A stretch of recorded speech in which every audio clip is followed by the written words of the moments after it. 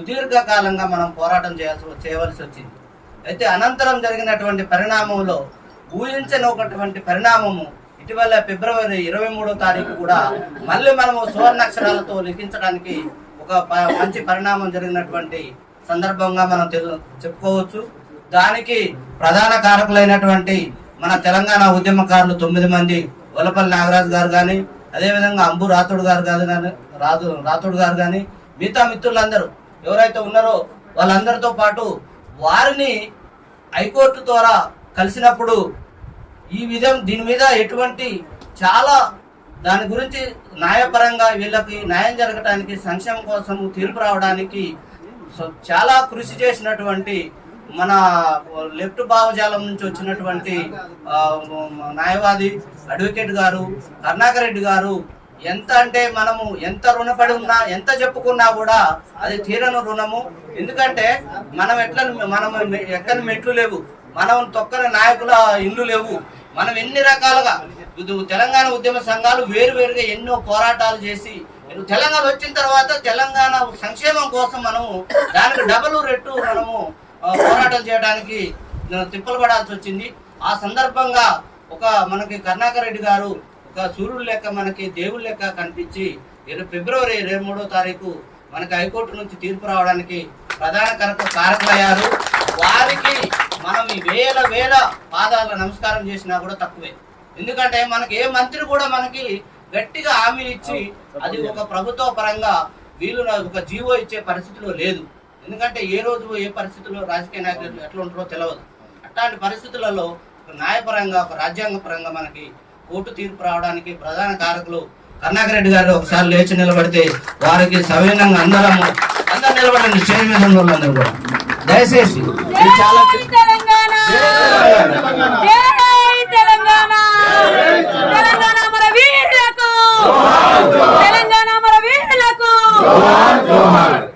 అయితే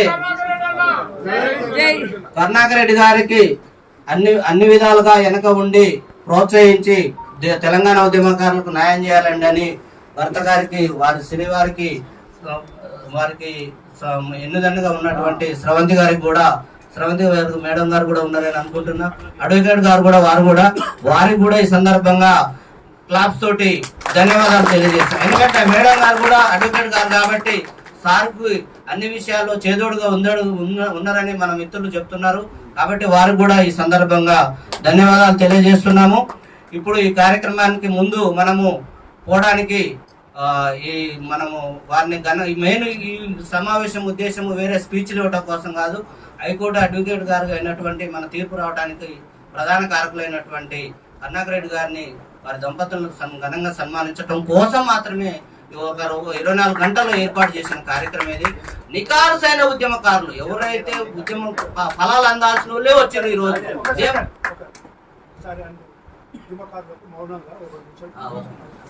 అదేవిధంగా మన తెలంగాణ రాష్ట్రానికి ప్రాణాలు అర్పించినటువంటి, ప్రాణత్యాగం చేసిన అమరవీరులు జోహార్ తెలంగాణ విద్యార్థి అమరవీరులకు, జోహార్ తెలంగాణ అమరవీరులకు, జోహార్ తెలంగాణ అమరవీరులకు. నా మిత్రుడు, మా కాలేజ్ మెట్టు, తర్వాత ఆయన చేయని ఉద్యమం అంటూ లేదు. గ్రేటర్ హైదరాబాద్లో దాదాపుగా సుదీర్ఘకాలంగా తెలంగాణ ఉద్యమంలో ఉండటంతో పాటు తెలంగాణలో ఉన్నటువంటి ప్రైవేటు ఉద్యోగులందరినీ ఒక తాటిపైకి తీసుకొచ్చినటువంటి నా మిత్రుడు, సోదరుడు గంధం రాములన్నని మాట్లాడాల్సిందిగా కోరుతున్నాను. థ్యాంక్ యూ అన్న. జై తెలంగాణ. చాలా సంతోషం. చాలా కాలం తర్వాత మనందరం కలుసుకునేటువంటి ఒక అవకాశం కల్పించినటువంటి, ఎందుకంటే ఒక పదం ఉంటుంది ఆ నలుగురు అని, అది అయిపోయింది. ఇప్పుడు ఆ 9 మంది ప్రతి ఒక్కరి బైకులకే కానీ, ప్రతి ఒక్కరి కార్లకే కానీ 9 నెంబర్ పెట్టుకుంటారు. ఫోన్ నెంబర్ 9 అని లక్కీ నెంబర్గా. అలాగనే ఈరోజు ఈ 9 మంది ధైర్యం చేసి, మరి వాళ్ళు ఎన్ని ఇబ్బంది పడరో వాళ్ళు మాట్లాడుతుంటే నాకే చాలా బాగా అనిపించింది. మరి ఈనాటి సమావేశానికి టీజీఓస్ ఉపాధ్యక్షులు అన్న డాక్టర్ విద్యాసాగర్ రావచ్చేపోతుంది. ఇప్పుడు మన గౌరవనీయులు ముఖ్య అతిథులు మన జడ్జి గారు, మాజీ ప్రధాన న్యాయమూర్తి గారు, మనందరికీ మార్గదర్శకులు జస్టిస్ చంద్రకుమార్ సార్ గారిని ఆహ్వానిస్తున్నాం. దయచేసి వారు వేదికను ఆలోచించి కోరుతున్నాం సార్. అండి సార్. జై తెలంగాణ, జోహార్ తెలంగాణ మన వీరులకు, జోహార్ తెలంగాణ మన వీరులకు. కూర్చోండి అందరూ. కూర్చోండి సార్.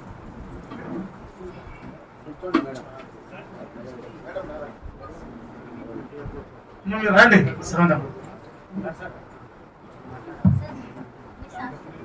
అలాగనే మరి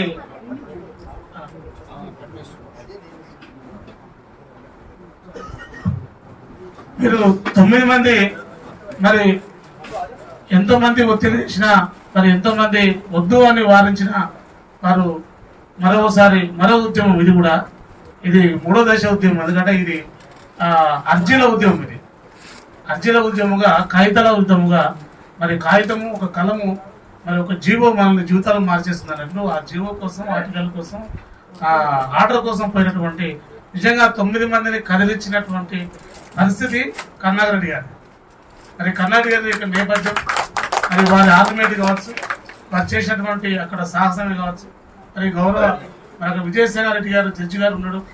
వారికి స్వతహాగా మా తెలంగాణ బిడ్డ కావడం, వారికి కూడా ఉద్యమ నేపథ్యం మీద అవగాహన ఉండడం, ఉద్యమకారులు నష్టపోయినటువంటి విధానం మీద పూర్తి అవగాహన ఉన్నటువంటి విజయసేనారెడ్డి గారు మరి తెలంగాణ 69 ఉద్యమాన్ని, 72 ఉద్యమాన్ని, 2009 ఉద్యమాన్ని, దాని తదనంతరం 2014 తర్వాత మరి ఉద్యమకారులు ఏదైతే ఇబ్బంది పడ్డారో మరి ఎక్కడైతే వాళ్ళు ఆరోగ్యపరంగా, ఆర్థిక పరంగా, శారీరకంగా మరి పట్టటువంటి నేపథ్యం వారు 45 నిమిషాలు ఒక జడ్జి గారు చెప్తుంటే మరి లాయర్లు అందరూ కళ్ళెత్తు వాళ్ళు చూసినటువంటి పరిస్థితి.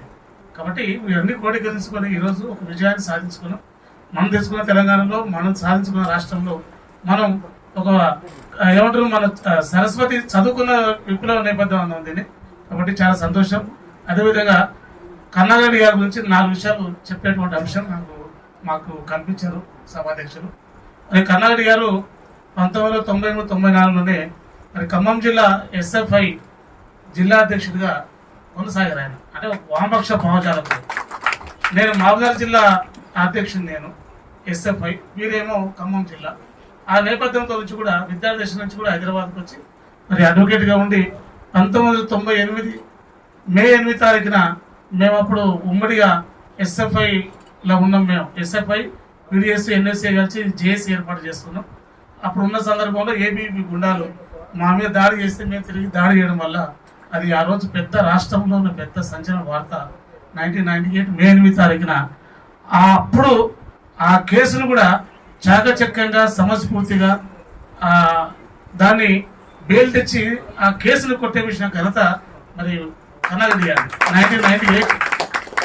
దాని తర్వాత మేము ప్రైవేటు ఉద్యోగుల సంఘం 2007లో స్థాపించినప్పుడు మరి ప్రైవేట్ రంగంలో కూడా మనకు వాటా కావాలి, మరి ఆర్టికల్ 370 ప్రకారం స్థానికులకే ఉద్యోగ అవకాశాలు కావాలని మరి అన్న అప్పుడు టాటా ఏజీలో పనిచేస్తుండే, నేను ఐఏజీ వైశ్య బ్యాంకులో పనిచేస్తుంటే, ఇద్దరం కలిసి మాట్లాడుకొని ఆ రోజు మేము తెలంగాణ ప్రైవేటు ఉద్యోగుల సంఘం ఏర్పాటు చేసుకొని మరి మన బిడ్డలకు ఉద్యోగాలు కావాలి, మనకు ఉపాధి కావాలి, మనకు చదువుకుంటున్నాం, చదువు యూనివర్సిటీ అందిస్తుంది, మరి మిగతా కాలేజీలో చదువుకొని బయటకు వస్తున్నాం. కానీ మరి మనకు ఉపాధి ఇచ్చేటోళ్ళు ఎవరు? ఆ కంపెనీలో మన చిన్నాయన లేడు, మన పెద్దనాయన లేడు, మన కులపోలే లేడు, మన ప్రాంతం లేడు. అలాంటప్పుడు మనకు ఉద్యోగాలు లేవు. ఎక్కడో జిఎంఆర్లో ఉద్యోగాలు పడితే విజయవాడలో వచ్చి ఎంప్లాయ్మెంట్ ఉంటుంది.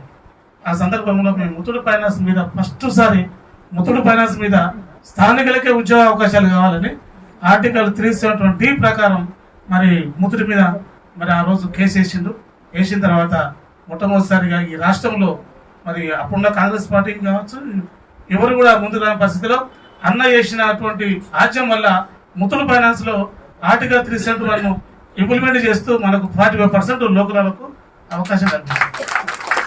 అంటే వారు చేసినటువంటి విజయాల గురించి వారు చాలా సౌమ్యుడు, ఎక్కడ మాటలు ఉండవు కానీ పని మాత్రం బ్రహ్మాండం ఉంటుంది. నాది నోరైతే ఆయన పని అవుతుంది. కొంచెం నాకు వస ఎక్కువ వచ్చి నేను ఎక్కువ మాట్లాడతాను, ఆయన ఏమో పెన్నుతోనే పని చేస్తున్నాడు. ఇక ఆయన జనరల్ సెక్రటరీ, ప్రెసిడెంట్, అలా కొనసాగుతూ మరి ప్రభుత్వం వచ్చిన తర్వాత మహాసిమెంట్ ఉంటుంది. మహాసిమెంట్ అని హుజూర్నగర్లో ఉంటుంది. అది జుప్పల్లి రామేశ్వరరావు గారు. మరి అక్కడ ఉన్నటువంటి చాలా మంది కార్మికులను తీసేస్తుంటే కనీస వేతనాలు ఇవ్వకుంటే మరి ఆ రోజు అన్నగారు ఉండి ఇట్లా కార్మికులు వచ్చారు ఏద్దమ్మా, మరి నువ్వేమో ఆ ప్రభుత్వంలో అందరికీ అనుసంధానంగా ఉన్నావు, మరి ఇప్పుడు నీకు చైర్మన్ రాకపోవచ్చు, ఎంఎస్ రాకపోవచ్చు అంటే అవి నాకు ఎందుకన్నా అవసరం లేదు, ఆ కార్మికుల సంక్షేమం ముఖ్యం, వేసేయన్న. దాని మీద కేసు వేసిండు. జుప్పల్లి రామేశ్వరరావు నడుచుకుంటూ వచ్చాడు. దాని తర్వాత మళ్ళీ ఇంటర్మీడియట్ దాని మీద కూడా కేసు వేసిండు.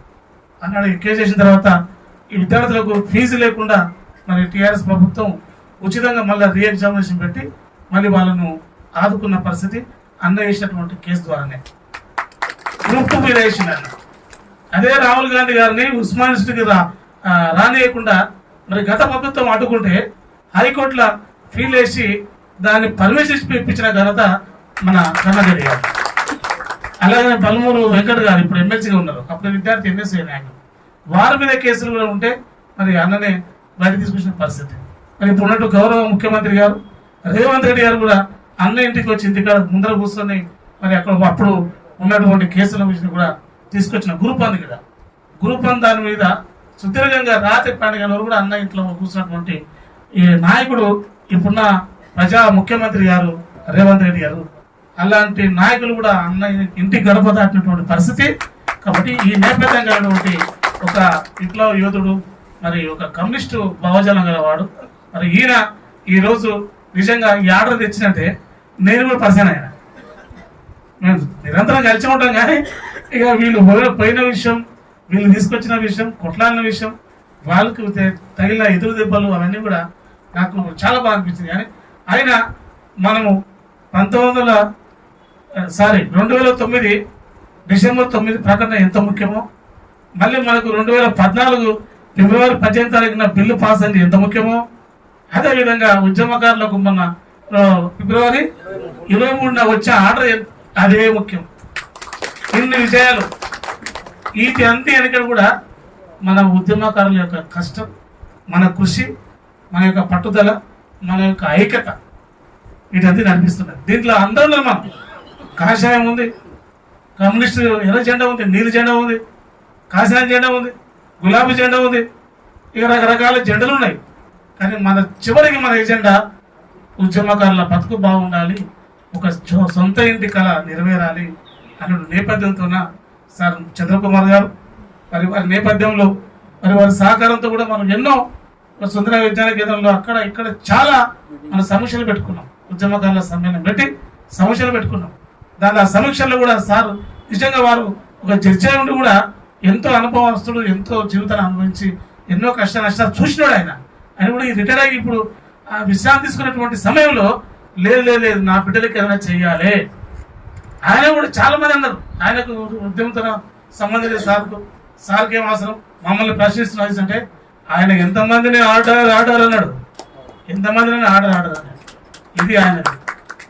ఇది ఆయన సప్పుడు. మన బతుకు తెరువు కోసం ఆయన ముందుకొచ్చి స్వచ్ఛందంగా పాపం మన కోసం బాగా పనిచేస్తుంది.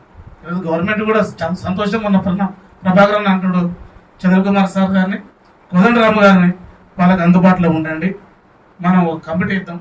కమిటీ ఇచ్చి ఖచ్చితంగా ఉద్యమకారులకు ఆరోగ్యపరంగా ఒకటి ఇంటి స్థలం ఒకటే కాదు, మరి పెన్షనే కాదు, పిల్లల చదువుల విషయంలో, మరి వాళ్ళ ఆరోగ్య విషయంలో, మరి ఇవన్నీ కూడా నేను చెప్పినాం అన్న. హెల్త్ కార్డులు కూడా ఇవ్వాలన్నా.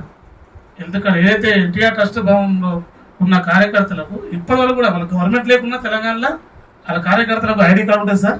వాళ్ళ పిల్లలకు ప్రైవేట్ స్కూల్లో వీళ్ళే 25% ఇస్తారు, వీళ్ళే పాటిస్తారు.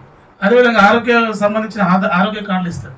నువ్వు ఏ హాస్పిటల్ కన్నా ఒక తెలుగుదేశం పార్టీ కార్యకర్తకు ఇప్పటివరకు కూడా ఆయనకు ఫ్రీ ట్రీట్మెంట్ ఆ విధంగా ఉద్యమకారులకు కల్పించాలని కూడా మన అన్ని ఇప్పుడు మనం పెట్టుకున్నటువంటి అంశం కూడా తెలంగాణ ఉద్యమకారుల సమ్మేళనం. ఇక్కడ ఈ సంఘం ఆ సంఘం కాదు, మనందరం ఒకటే సంఘం. రకరకాలుగా దారులు ఉండొచ్చు కానీ మనం చేరుకుంది బొడ్రాయికి 4 దారులు ఉంటాయి, 5 ఉంటాయి. కానీ ఏ దారిలోకి వచ్చినా లాస్ట్కి వచ్చేది బొడ్రాయి కాడికే. ఆ బొడ్రాయి పేరే తెలంగాణ ఉద్యమకారులు. తెలంగాణ ఉద్యమకారులు ఈ పదం సార్ ఈ పదమే ఈరోజు అందరిలో నా ప్రేమపూర్వకమైన పదం ఈ పదం కాబట్టి అందరికీ నమస్కారం తెలియజేస్తూ ఈయనకు తోడుగా స్రవంతమ్మ ఆమె అడ్వకేటు నా ప్రైవేట్ ఉద్యోగ సంఘం మహిళా విభాగానికి అమ్మగారు లీగల్ అడ్వైజర్ ఉన్నారు. ఈయన సాఫ్ట్వేర్ అయితే మా చెల్లెలు హార్డ్వేర్, ఇద్దరు కాంబినేషన్ చాలా బాగుంటుంది. కాబట్టి ఆమె ఒక రకంగా పోతున్న అంశం, ఈయనకు చేతోడు వాదోడుగా వీళ్ళు డిస్కషన్, వీళ్ళు ఉన్నటువంటి అంశాలు అన్ని క్రోడీకరించుకుంటారు, అన్ని చర్చించుకుంటారు. ఈరోజు ముందుకు రావడంలో మరి చెల్లె కూడా వెనుక పాత్ర ఉంది. కాబట్టి వారు కూడా మహిళల పక్షాన మహిళా మరి ఉద్యమకారులు చాలా మంది చెల్లెలు. అక్క అయితే ప్రేమిల కాదు, హైదర్నగర్ కుకట్పల్లి బస్సులే గడ్డపడుతుంది. అంతా మా కుకట్పల్లి మొత్తం ఆంధ్రలో కదా సార్, అది కూడా ఒక ఉస్మాన్ చుట్టి టైంలో పోయి ఆటం పడుతున్నాయి బస్సులు. అట్లా రకరకాలుగా ఉన్న అంశము, అందరి త్యాగాలు గొప్పవి.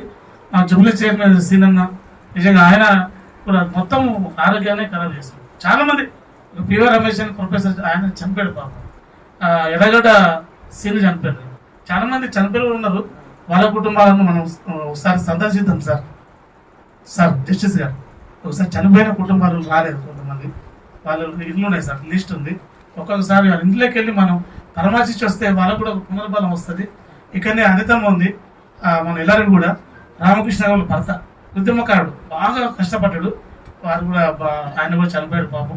అట్లాంటి వాళ్ళ కుటుంబాలకు వెళ్ళి మనం ఆ తెలంగాణ ఉద్యమకారుల పలకరింపు యాత్ర, ఉద్యమకారుల పలకరింపు కార్యక్రమం పెట్టుకొని మమేకం చేసుకొని ఎవరెవరైతే 2014 ముందు ఉన్నటువంటి చాలా మంది ఉన్నారు, వాళ్ళు చాలా దూరంగా ఉన్నారు, అనారోగ్యం బాగాలేదు, ఆర్థికంగా బాగాలేదు. కాబట్టి వాళ్ళందరూ కూడా మనం గుర్తించుకొని ఒకసారి మళ్ళొక మీటింగ్ పెట్టుకుందామని ఈ యొక్క అవకాశం పెద్దలందరూ కూడా మా వెంకన్నకు, మిగతా 9 మందికి అందరూ కూడా పేరు పేరున అక్కకు, మీ అందరూ కూడా పేరు పేరున ఉద్యమం తెలియజేస్తున్నాం. ఇది ఆరంభము, ఇది శుభ ఆరంభం. ఇది ఈ రోజు నుంచి ఇంకా అన్ని కార్యక్రమాలు ఉంటాయి. మరి రేపు 5 తారీఖు కూడా ఒక కార్యక్రమం ఉంది, దాన్ని కూడా అందరం కలిసి చేసుకున్నాం. కాబట్టి ఇక రమేష్ తమ్ముడు వచ్చిండు, విమలక పంపించింది. అక్క కొంచెం ఆరోగ్యం రాలేకపోయింది.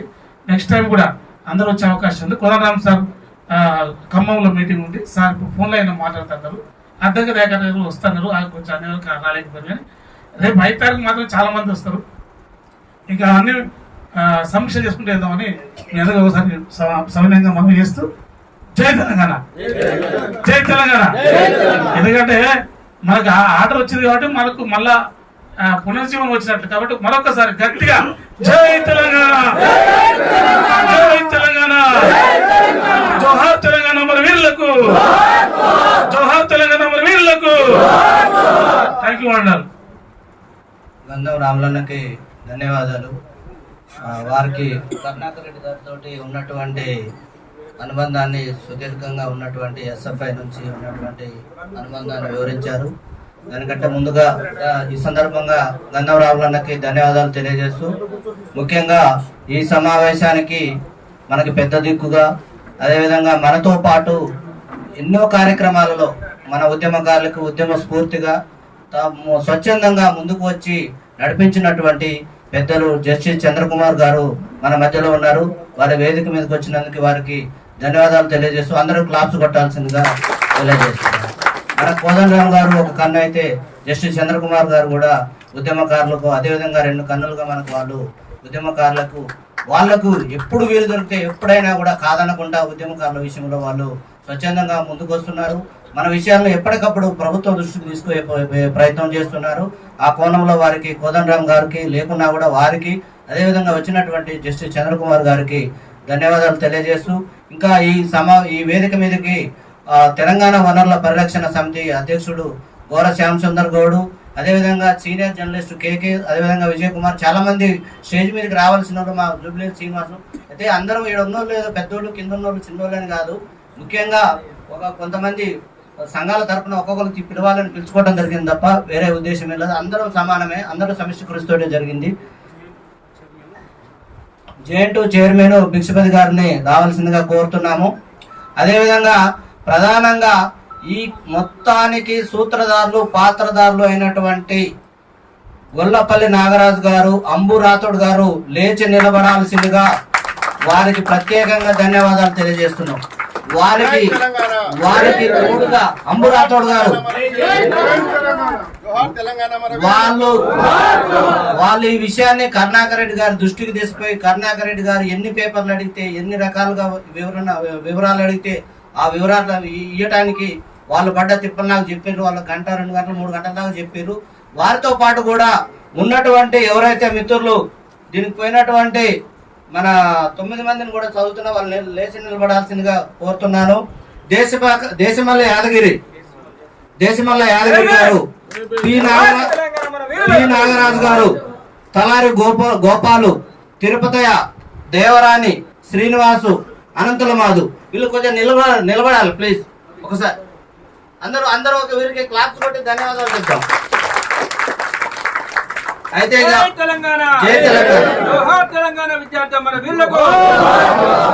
దయచేసి ఎక్కువ టైం తీసుకోకుండా ఇక నేను మన గొల్లపల్లి నాగరాజుకి అంబురాథోడ్కి అయితే టైం ఏం చెప్పట్లేదు. ఇప్పుడు ముందుగా గొల్లపల్లి నాగరాజు గారిని మాట్లాడవలసిందిగా కోరుతున్నాను.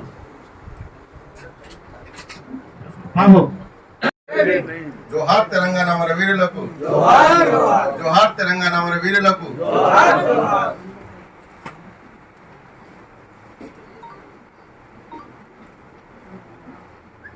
నేను నా జన్మం వరంగల్. 1987 మా మామగారు మున్సిపల్ చైర్మన్గా నిలబడ్డాడు. ఆ రోజులలో మా దగ్గర రైల్వే క్వార్టర్స్లలో ఆంధ్రలో పెత్తనం ఆధిపత్యం బాగా ఎక్కువగా ఉండేది. ఆ రోజు నుంచి మనము ఈ రాష్ట్రం లోపల వీళ్ళ ఆధిపత్యాన్ని ఎట్లా ఎదుర్కోవాలని చిన్నప్పుడు నా వయసు 17 సంవత్సరాలు. ఎట్లా ఎదుర్కోవాలి వీళ్ళు ఏంది అనుకున్నప్పుడు నేను అనివార్య కారణాల వల్ల మనం ఆ చిన్నపిల్లలే మేము చేయలేకపోయాం. తర్వాత నా చదువు డిప్లొమా భద్రాచలంలో జరిగింది. ఆ తర్వాత వృత్తిరీత్యా అంతా తిరగడం జరిగింది. 2003 నుంచి పూర్తి కాలంగా ఏ కండువ కప్పుకోకుండా అని అంబేద్కర్ వారసుడిగా ఆర్టికల్ 3 ద్వారానే తెలంగాణ రాష్ట్రం సిద్ధిస్తుంది. చిన్న రాష్ట్రాల వల్ల బహుజనుల అభివృద్ధి అనే కాన్సెప్ట్ మీద నేను పనిచేయడం జరిగింది. 2006లో అద్దంకి దయాకర్ గారి ఆధ్వర్యంలో అతని తెలంగాణ మానవుల్లో పనిచేయడం జరిగింది. 2006 నుంచి 14 వరకు నిరంతరం కుటుంబాన్ని, నిజం చెప్పాలంటే నాకు 2002లో పెళ్ళైనా కానీ నేను త్యాగం అంటే పిల్లలు కూడా కానిలేదు. కారణం తిరుగుడు ఉండేది. నాకు 3 మర్దల పెళ్లి చేసిన అయ్యేవిగా చెప్పుకుంటే చాలా ఒడవని ముచ్చట అది. కానీ ఈ రాష్ట్రం ఏర్పడితే మనం బహుజనులు చాలా బతకగలుగుతారు, చిన్న రాష్ట్రాల్లో బహుజనులు బతకగలుగుతారు అనే కాన్సెప్ట్ మీద అప్పుడు 2000-3000 రూపాయలు ఉన్న గజం జాగి అలా 60,000 అయింది. రాష్ట్రం ఏర్పడిన తర్వాత కనీసం ఒక ఉద్యోగస్తుడు కూడా కొనలేని పరిస్థితి ఏర్పడ్డది. 2014 వరకు మాకు ఇక్కడ యాక్షన్ టీం అని ఉంటుంది. నాయకుడి రవికాంత్, ఆ బైరి రమేష్, అద్దంకి దయాకరు మా అధ్యక్షుడు అయితే నేను ఆ కాలంలో ప్రధాన కార్యదర్శిగా పనిచేసిన తెలంగాణ మానం వల్ల. ఇక తెలంగాణ ఉద్యమంలో మాలల పాత్ర అంటే కులం కాదు, ఇక్కడ మనం చాలా కష్టం. ఏ ప్రోగ్రామ్ ఇచ్చినా మేము పని చేసుకుంటూ వచ్చినాం. ఆ రోజు ఈ రోజు పరిస్థితి ఏంటంటే మేము ఒక జాబ్ కొనుక్కోవాలా ఏమైనా చేయాలంటే కూడా మాకు కూలలేని పరిస్థితులు ఉన్నాం. ఆర్థికంగా, శారీరకంగా అన్నీ నష్టపోయిన తర్వాత మధ్యలో 2018లో సేమ్ ఇదే మార్చి లోపల నాకు ఒకసారి పాము గడిస్తే నాకున్న సమస్యలకు నేను చచ్చిపోతే ఎట్లా 2019 లోపల నేను డాక్టర్ చీమ గారు ఇద్దరం కలిసి తెలంగాణ ఉద్యమకారుల ఫోరం నిర్మాణం చేయలేదు. 5 మందితో నేను నిర్మాణం చేసినాం. ఆ రోజు ఆ నిర్మాణం అంచెలంచెలుగా టీఆర్ఎస్ గవర్నమెంట్ ఏ రోజు కానీ మేము వ్యతిరేకంగా ధర్నాలు చేయలేదు. వినతి పత్రాలు. ఈ రోజు కూడా మనం రాములన్న చెప్పినట్టుగా రాములన్న ఒక మాట అన్నాడు, పేపర్ పెన్నుతోనే మనకి ఇలా సాధ్యమైంది, జ్ఞానంతోనే మనకు సాధ్యమైంది. ఇక నేను చనిపోతానేమో అనే పరిస్థితి ఎట్లయినా ఏదో ఒకటి చేయాలి. మనమే కాదు, నాలాంటి ఉద్యమకాలు ఎంతో మంది ఆగమైండ్లు. ఒక వర్గం మాత్రమే బాగుపడ్డది. ఒకప్పుడు ఏం లేని వాళ్ళు కూడా ఇలా 1000 కోట్లు వాళ్ళ కార్లు గీర్లు చూస్తుంటే అరే పాపం వాళ్ళ అదృష్టం బాగుందిలే, మాకు అదృష్టం లేదనుకున్నారు. కానీ నష్టపోయిన ఉద్యమకారుల కోసం ఎవరు ఆలోచించాలని నిరంతరం అందరి ఇళ్లలో తిరిగినాం, అందరి లెటర్లు ఇచ్చినాము. కాంగ్రెస్ మేనిఫెస్టోలో పెట్టిన తర్వాత కార్యగాని కలవడం జరిగింది, మధు యాష్కిని కలవడం జరిగింది. మేము ఉద్యమకారులుగా కోదండరామ్ సార్ ఆధ్వర్యం లోపల మేము ఉద్యమకారులుగా మేము మీతో పని చేస్తాం, మీ కాంగ్రెస్ గెలుపులో మా భాగం ఉంటుంది అంటే ఆ రోజులలో మేనిఫెస్టోలో ఉద్యమకారులకు 250 గజాలు, అమరవీర కుటుంబాలకు 25,000 ఉద్యోగాలు, ఎలిజిబిలిటీ ఉన్న ఉద్యోగాలు, ఇలాంటి వాగ్దానాలు చేసిన కాంగ్రెస్ గవర్నమెంట్ను స్వాగతిస్తూ ఆ రోజు కాంగ్రెస్ గెలుపులో తెలంగాణ ఉద్యమకారుల పాత్ర వెలగట్టలేంది.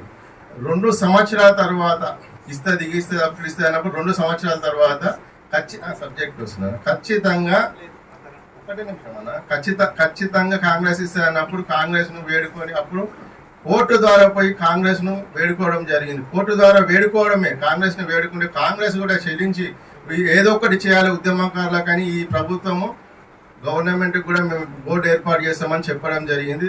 అందుకు కాంగ్రెస్ పార్టీకి కృతజ్ఞతలు. ముందుగా ముఖ్యంగా న్యాయస్థానాలకు మనస్ఫూర్తిగా పాదాభివందనం. ఎందుకంటే ఇవాళ అర్థం చేసుకున్న న్యాయస్థానాలు ప్రభుత్వాన్ని వీళ్ళకి ఏదో ఒకటి చేయండి అంటే ప్రభుత్వం కూడా మేము బోర్డు అతి త్వరలో ఒక వారం రోజుల్లో ఏర్పాటు చేస్తామని మన ప్రోన్నం గారు చెప్పడం జరిగింది. అద్దంకి దయాకర్ గారు కోదండరామ్ సార్ ఆధ్వర్యం లోపల మేము పూర్తి కాలం పనిచేసినాం. రేపు రాబోయే రోజుల్లో కూడా చంద్రకుమార్ సార్ కానీ కోదండరామ్ దేశాయ్ అన్న కానీ మన పోతే రాములు అన్న వెంకన్న అందరు ఇక్కడ ఉన్నోళ్ళు ఎవరు పెద్ద పెద్ద మనుషుల మాతోని మేము కలిసి ప్రయాణం చేస్తూ నష్టపోయి చితికిపోయిన బతుకులు ఉద్యమకాల జీవితాలలో వెలుగులు నింపాలని బతికినంత కాలం ప్రయత్నం చేస్తాం తెలియజేస్తూ జై భీమ్, జై తెలంగాణ.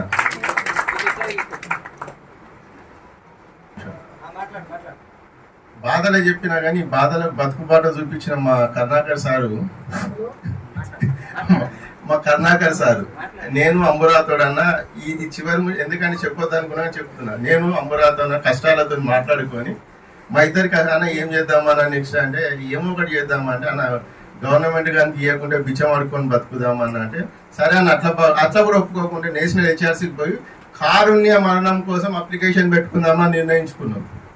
కారుణ్య మరణం కోసం ఆ రోజు కరుణాకర్ రెడ్డి అన్న దగ్గర పోయి అన్నకి ఇట్లా మేము అనుకుంటున్నామంటే నేను ఉన్నా కదా మీ న్యాయమైన కోరికలు నేను తెలంగాణ ఉద్యమకారునే మీకు నేను న్యాయం చేసే బాధ్యత నాదని ఆ రోజు కరుణాకర్ రెడ్డి అన్న బాధ్యత తీసుకొని మాకు ఈ రోజు మార్గదర్శి మాకే కాదు యావత్ తెలంగాణ ఉద్యమకారులకు మార్గదర్శి అని ఇచ్చిన ఈ దంపతులకు మరొక్కసారి శిరస్సు వంచి నమస్కరిస్తున్నాను. కష్టాన్ని ఇప్పటిదాకా నాకు 2-3 గంటలు వివరించిండు. మాకు 2-3 గంటలు కాకుండా 4-5 నిమిషాలలో క్లుప్తంగా వివరించాలని విజ్ఞప్తి చేస్తున్నాను.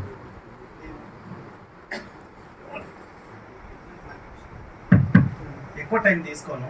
ఇంకా జోహార్లు ఇవన్నీ చెప్పడం చాలా ఇంకా నాకు అంత ఓపిక కూడా లేదు.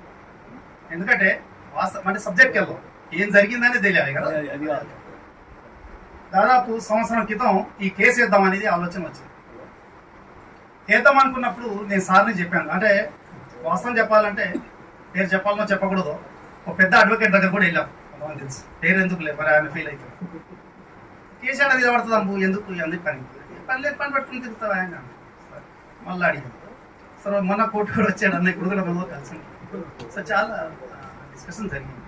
సో నేను కరుణాకర్ రెడ్డి సార్ని అడిగాను, అన్న సార్ ఇది ఏమన్నా చేయొచ్చు కదా, మనం చేద్దామంటే చేద్దాం ఏమవుతుంది, కానీ ఒక్కడే ఎట్లా, నీతో పాటు ఒక 10 మంది రావాలి కదా, ఒక టీం వర్క్ చేయాలి కదా అంటే సబ్జెక్ట్కి వెళ్దాం. మీటింగ్ పెట్టుకున్నప్పుడు ఏం జరిగిందో మీకు తెలియాలి కదా. ఇప్పుడు హైకోర్టులో జరిగిన ఆర్గ్యుమెంట్ అందరు వీళ్ళు లేకుంటారు. సో అక్కడ సార్ ఏమన్నారంటే మీరు ఒక 10 మంది కనీసం 9-10 మంది అయినా కావాలి. అందరికి ఫోన్లు చేయడం, నాకు నా పని అదే, అందరికి ఫోన్లు చేయడం. ఏడొస్తున్నా ఒక ఆయన ఫోన్ చేస్తే కోటి పోతే పడుతుంది ఆయన పని లేదు, పని చేస్తాం. మా నోట్లో మట్టి కొడతారు మీరు. ఇంకా ఇవన్నీ జరిగింది, ఏం అర్థం కావట్లేదు. తర్వాత మేడం కూడా అడిగాను ఒకరు, అమ్మ మేము ఇట్లా సార్ ఏంటి సార్ ఏమవుతుంది ఎన్నుకుంటారు, ఎందుకు భయపడతారు, మేము ఉన్నాం కదా అనేది. మేడం ఎప్పుడు ఒక మాట చెప్తున్నా, నా మీద ఎప్పుడైనా తప్పుడు కేసులు పెడితే ఫస్ట్ వెళ్ళేది అక్కడికే, సార్ మేము ఉన్నాం సార్ మీరు ఎందుకు భయపడతారు. ఈ విషయంలో మనకి ఏమీ లేకున్నా అది ఏనుగంత బలం ఇస్తుంది. సో నేను వెళ్ళాం చేసాం, కానీ సార్ ఒకటే అంటాడు, మనకు డాక్యుమెంట్లు కంపల్సరీ కావాలి. ఏం చేయాలో అర్థం కావట్లేదు. ఈ ప్రిన్సిపల్ సెక్రటరీకి మీరు ఇచ్చారా, ఇవ్వలేదు, పోయి ఇచ్చేసి రండి, స్టాంప్ తీసుకొని రా, ఎందుకంటే నేను అక్కడ మాట్లాడేటప్పుడు నాకు కొన్ని ప్రూఫ్లు కావాలి. చీఫ్ సెక్రటరీ లెటర్ ఇచ్చారా, ఇవ్వలేదు సార్, అది ఇవ్వండి, ముందు స్టాంప్ తీసుకొని ఇక్కడ ఈ మొత్తం డాక్యుమెంట్స్ సేకరించారు. ఫస్ట్ సేకరించే పని ఇది. ఇక నేను పోవడం, సెక్రటరీ చేయడం, స్టాంప్ వేసుకోవడం, ఎవరికి ఇవ్వాలో ఏంటిదో లాస్ట్ ఇవన్నీ వేసిన తర్వాత అసలు అయిపోవాలి కేసు. ఆ రోజు అయిపోతుంది అనుకున్నాం, కానీ ఆ రోజు మళ్ళీ జీవో కాడికి వచ్చింది. అంటే సారు చెప్పొచ్చు, కానీ నేను ముందే చెప్పేస్తాను. అక్కడ జరిగినప్పుడు జడ్జి సార్ యాక్చువల్ ఆయన తండ్రి లాంటివి. ఇక్కడ ఎందుకు తండ్రి లాంటి చెప్తున్నా అంటే, నేను వాసవి కోఆపరేటివ్ బ్యాంకులో ఉద్యోగంకి నేను కేసీఆర్కి మేము చందా వసూలు చేసినందుకు ఉద్యోగం తొలగిస్తే ఆ రోజు నేను 1500 రూపాయలు తీసుకొని వచ్చిన రోజు ఆ విషయం వేసుకుని కూడా తాగే పరిస్థితి లేనప్పుడు నాకు చంద్రకుమార్ సార్ జడ్జిగా ఉండి ఈ ఎంప్లాయీస్ రోడ్ మీద పడ్డారు, వీళ్ళకు అర్జెంటుగా వాళ్ళకి డబ్బులు రిలీజ్ చేయండి అంటే అదే టైంలో మాకు 30,000 రిలీజ్ చేయండి. ఈరోజు నేను నా కూతురు అడ్వకేట్ అయిందంటే లేకుంటే ఇక్కడ ఉండే వాళ్ళం కాదు, మేము బాంబే వెళ్ళిపోదాం అనుకున్నాం, వలస వెళ్ళిపోదాం అనుకున్నాం. కానీ ఆ రోజు చంద్రకుమార్ సార్ గుర్తొచ్చింది. చంద్రకుమార్ సార్ ఆ రోజు మాకు అందరు పోతే ముందు వాళ్ళు రిలీఫ్ అమౌంట్ ఇవ్వండి, వాళ్ళు బతకాలి కదా పాపం, తర్వాత చూద్దాం కేసు అని చెప్పేసి రిలీఫ్ ఇచ్చారు. నిన్న కోర్టులో కూడా ఆర్గ్యుమెంట్ జరిగేటప్పుడు మొత్తం విజయసాయి రెడ్డి సార్ మొత్తం జడ్జి ఇచ్చినప్పుడు కూడా చంద్రకుమార్ సార్ గుర్తొస్తుంది. తండ్రి లాంటి వాళ్ళు తిట్టారు సార్, చాలా కోప్పడ్డారు ఆర్గ్యుమెంట్లో, చాలా కోప్పడ్డారు. మీకు ఎందుకు ఇవ్వాలన్నారు? మీరు బంగ్లాదేశ్ మీద యుద్ధం చేశారా, పాకిస్తాన్ మీద చేశారా, వేరే దేశం మీద చేశారా? 69 సబ్జెక్ట్ వచ్చింది. రజాకార్ గురించి మాట్లాడారు, నిజాం సర్కార్ గురించి మాట్లాడారు, అన్ని జరిగింది. 45 నిమిషాల ఆర్గ్యుమెంట్ అంటే అడ్వకేట్లు అందరు లేచిలో పడ్డారు. సారు నేను ఎప్పుడు చూడలేదు విజయసాయి రెడ్డి సార్ అంత సీరియస్ ఉంది. నేను చాలాసార్లు అంటే కోర్టుకి వెళ్తున్నా కానీ నాకు చూడలేదు. ఆ రోజు ఇంత అసలు మన వాళ్ళు వెనకెళ్ళిపోతా ఉన్నారు. ఇక ఏం కాదు రాని నేను గుంజుడు ఆర్గ్యుమెంట్లో. అసలు మీ మీద కేసులు అయితే మరి మీరు శిక్షించాలి కదా, వాస్తవంగా శిక్షించాలి కదా, మీకు ఇవ్వాలని ఎక్కడ లేదు కదా. ఫస్ట్ ఎఫ్ఐఆర్ తీశారు, ఫస్ట్ ఎఫ్ఐఆర్ తీయగానే మీరు రాష్ట్రపతిని అడ్డుకున్నారు. రాష్ట్రపతిని అడ్డుకుంటే మీకు ఇవ్వాలని ఎక్కడ ఉంది? అది కదా తోటి మనుషులే ఎవరు ఆ ఎఫ్ఐఆర్ చూశారు. తర్వాత చంద్రబాబు ఎఫ్ఐఆర్, చంద్రబాబుని అడ్డుకున్నట్టు మీకు తోటి పౌరుడు కదా. ఒకటి కాజబుల్ అవి అన్నీ మనకు తెలియవని వాళ్ళు మొత్తం పోలీసులు మాట్లాడుతున్నారు. ఇక్కడ పరిస్థితి ఏంటంటే అనవసరంగా వచ్చినామని ఆయన మళ్ళీ కేసులు ఓపెన్ అవుతామని మళ్ళీ ఒక టెన్షన్ మన వాళ్ళకు. ఇక్కడ బయట మీరు కోర్టుకు వెళ్ళారు, అక్కడ కోర్టుల కన్నా మన పెండింగ్ పడినప్పుడు మీరు బతకాలని ఇక్కడ నుంచి వార్నింగ్. చూడండి ఎటుందో మా పరిస్థితి. నిజంగా చెప్పాలంటే చాలా రకాలుగా ఇబ్బంది పడడం, చాలా ఇబ్బంది. నేనైతే నిజంగా చెప్తున్నా, అసలు ఏమన్నా కానీ మా కనుక నమ్మకం కరుణాకర్ రెడ్డి సార్ ఉన్నారు, ఒకటి విజయసాయి రెడ్డి సార్ ఉన్నారు. ఎందుకంటే ఉస్మానియా యూనివర్సిటీలో ఆ రోజు సుభాష్ రెడ్డి సార్ యూనివర్సిటీలోకి వెళ్ళి అందరిని తీసుకొచ్చి బయట పోలీసులు కొడుతుంటే యూనివర్సిటీ వెళ్ళడానికి హక్కు లేదు, మీరు పవర్ లేదని చెప్పేసి ఆపారు సార్ ఆ రోజు. అది మాకు నమ్మకం పోయింది. ఎందుకంటే ఆ రోజు యూనివర్సిటీలో పిల్లలను ఘోరంగా కొడుతుంటే పోలీసులు ఒక్కరొకరు పోలీసులను కొడుతుంటే ఆ రోజు సుభాష్ రెడ్డి సార్ మీరు హాస్టల్లో వెళ్ళి కొట్టడానికి మీకు హక్కు ఎక్కడ దాన్ని ఆపినందుకే మేము అనుకున్నాం. ఈ గ్యారంటీ ఇవన్నీ జరిగింది. అక్కడ కేసు వేసేటప్పుడు కూడా సారు చాలా సీరియస్ అయినప్పుడు సార్ కూడా కామ్గా కూర్చోవడం అంటే వాళ్ళు ఉంటుంది. ఎందుకంటే సార్ కూడా అన్నారు, మా అడ్వకేట్లు కూడా ఉన్నారు, మా అడ్వకేట్లు చాలా గేట్లు బంద్ చేసి ఉన్నారు, వాళ్ళ మీద కేసులు ఉన్నాయి. మేము బయట సార్ ఫస్ట్ ఆర్గ్యుమెంట్ అది జరిగినప్పుడు బయటకు వచ్చినప్పుడు అంటే చెప్తున్నా అడ్వకేట్లు మా అడ్వకేట్లు కూడా కట్టాలి కదా. మిలియన్ మార్చ్ గురించి మాట్లాడారు అంటే మనకంటే సారుకు చాలా అవగాహన ఉంది. మిలియన్ మార్చ్ అంటే ఏంటి అని అడుగుతాం. మిలియన్ మార్చ్ అంటే మిలియన్ అంటే ఎంత? 10 లక్షల మంది. మరి 15 లక్షల మంది ఓన్లీ ఎఫ్ఐఆర్ ఉన్న వాళ్ళకి ఇవ్వాలా? ఎఫ్ఐఆర్ లేని కూడా మీతో పాల్గొన్నారు కదా, మరి వాళ్ళు కూడా కట్టియాలి కదా. మిలియన్ మార్చ్ 10 లక్షల మంది, 10 లక్షల మందికి 250 గజాల చొప్పున భూములు ఎక్కడ ఉన్నాయి?